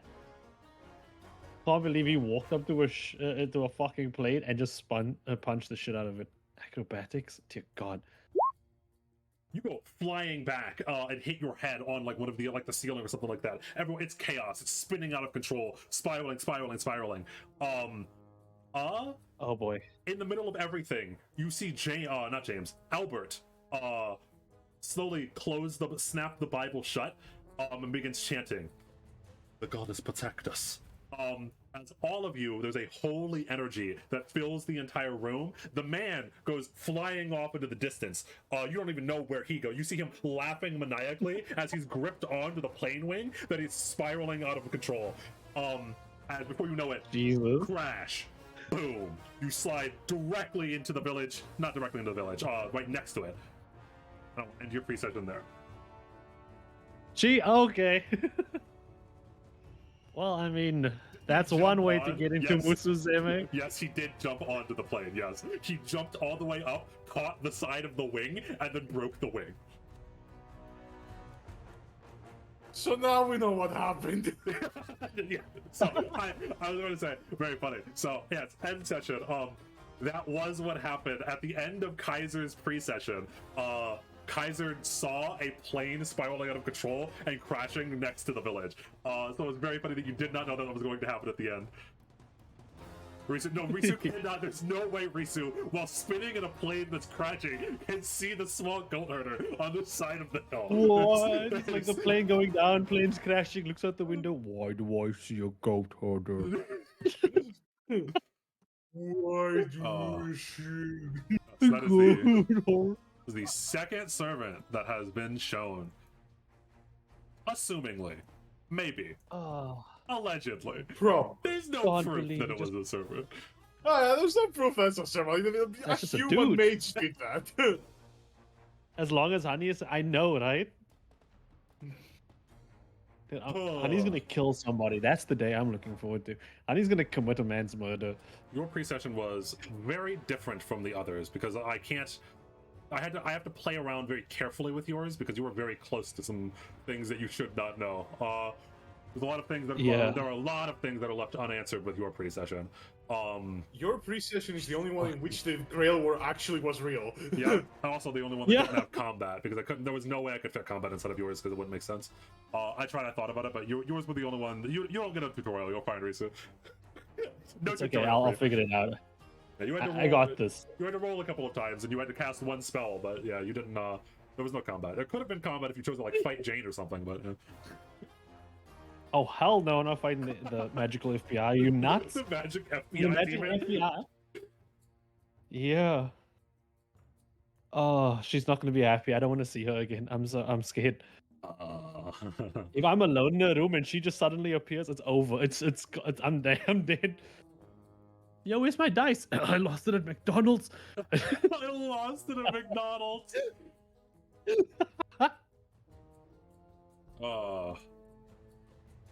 Oh, but no, that was great. Don't worry, send it to my room. Kaiser wants. Dude, Kaiser was God. fawning over. Kaiser is going to betray us for the Americans. Oh, yours was actually a lot more calm and chill than like a lot of the other pre-sessions. You didn't have too many massive choices to make, unlike the others. Yeah. But it was a big like, But, I think a lot of lore openings and stuff. Yeah, you know a lot of other stuff that has to do with other. Yeah, it's. Ow! Punch myself. Question, if I may. Was that man's accent supposed to be like, country? Like what? Oh, yeah, a little bit. It's supposed to be country. Okay, like kind of down south in cowboyish. America, yeah, it's like cowboyish, yeah. Okay, cool. I said he wore a mobster outfit. Good luck with that one.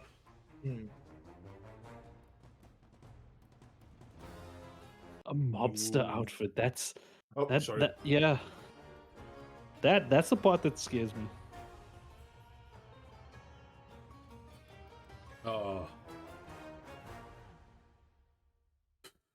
Most mobsters I know are Italian. Yeah, you would assume. Yeah. The Italian here is Albert. Oh, very different type of preset. Your pre-session was very different from the rest of them, but it kind of had to be because of what you were experiencing, where you were, etc. Oh boy. Any favorite Special characters edition. besides Honey?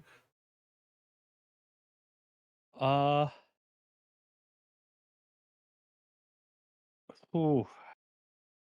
It's a tough one. Probably Hephaestus, weirdly enough. Hephaestus is very interesting. Yeah. Oh boy, Hephaestus. Yeah, like it was a little rough, but because I tried my best to give you as many choices as possible, but there just like weren't too many. There were a couple of them, but it was a little bit more rough because you were dealing with some of the stuff that was behind the scenes. You do know, with all of the pre-sessions now done, James is what binds us all together. To some extent, yes. With all of the pre-sessions not done though, I should ask, even like, and Kaiser and Skorak can also answer. Who do you trust, and/or do you think that anyone's lying, and/or what do you think is actually going on? I trust Honey. I trust Honey. I trust no one besides my sister and my mother, even though trusting my mother might be somewhat unwise. Oh. Because someone has to be lying on some of the issues. And my father, of course, but he can't exactly, tell me much at the moment. Yeah. Oh, it is interesting. A lot of deception that could be going on. Like, for example, I pointed it out to Kaiser last time, but Lucille was almost certainly either lying or had a massive change of heart. Oh boy. And also, just as a little note for you, Skorak, it seems like James really didn't want to tell everyone about the ley line. It also didn't seem like he was really the one that gave the real whistleblower. It seems like Hephaestus knew about it beforehand and kind of like walked James into telling everyone the ley line was there. True. Which I don't know, so... Yes, you do not know, because to you, the only one that ever knew about the ley lines was James. But it seems like Hephaestus, and also, even with like timeline things, it doesn't really make sense that James was, because Ishvalda knew about it beforehand. So it seems like either James off-screen told someone, or Hephaestus off-screen has known about it and has been working with some shit. Yeah, but you don't know about that. Your only lead is probably James, cooking, because no one even knew. No one in the village even knows who Hephaestus is, assumingly. You know what I realized? Once all of the presentations are up, we should make a community post, like one of those that are like polls with images, so it has 4 options. Who is the best dad? Because there's like one in each of our pre-sessions. There's Gaius, Atlan, Daigo, and Fred. There are. No, I got a picture of mine. There are definitely 4 interesting dad characters, as it were. Exactly. Yeah. Oh boy. Yeah. There are so many ties that you don't even know about, because I couldn't speak of them yet, but there are so many connections between a lot of the characters that were in Risu's pre-session to things that are going on inside of here that you guys don't even know about. Hephaestus being obviously the most suspicious, but yeah. You know, I don't count it as a spoiler if I ask this, because it's in the Google Doc. Who's Walter? Walter does not show up yet. Walter is from the actual main whatchamacallit. Is from France. It's from the main Pandora Institute branch. He'll be showing up later. Once. Yeah. Okay, yeah. No need to Walter's not from New York. He's from France. I'm surprised I got to meet the triple threat combo of Albert, Luvia, and Jane. Yep, you know all the foreigners. I've met them all face to face. Ooh. 2 of them are your allies. The 3rd one. I will say, could have been my ally. Jane is in Tibet, I will say, by the way. Fuck, dude. I'm gonna die. She does have a sheet.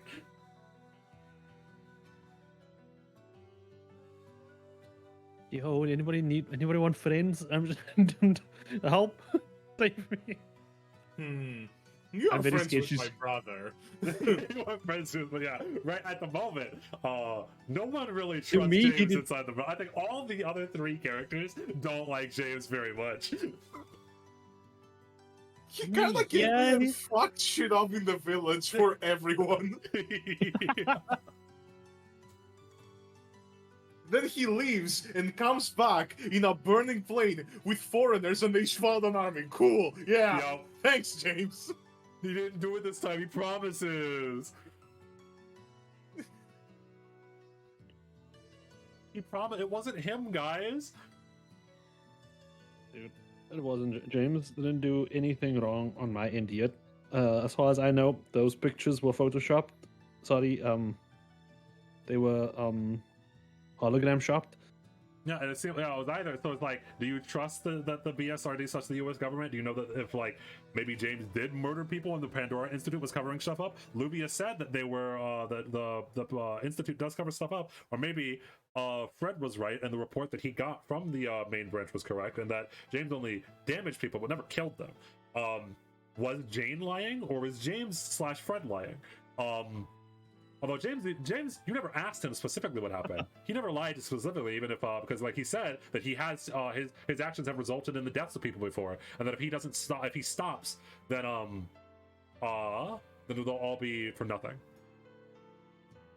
Yeah, but there was one line that I wrote to you a while ago that like made my decision for me, and that determined it all, actually.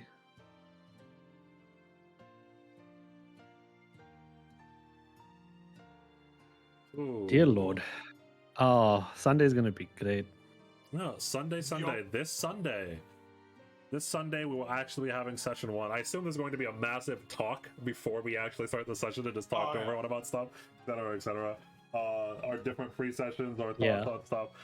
Because we will all be starting as, assumingly, every single one of the PCs goes to see that plane that crashed next to the village. Kind of like a big event that everyone sees as Risu enters the campaign. I see the plane. It's me. It's gonna be great. I think I'm gonna. Are we done recording, by the way, or what's still happening? I don't know. So we can. Okay. I will see you all Sunday. See you all for session 1. I completely forgot. I was zoned out. I'm so hungry. I hope that you all enjoyed. I will see you all next time. Please look forward to it. What? Sunday. Sunday. Kaiser did that. Please. He reminded you. Please look forward to it.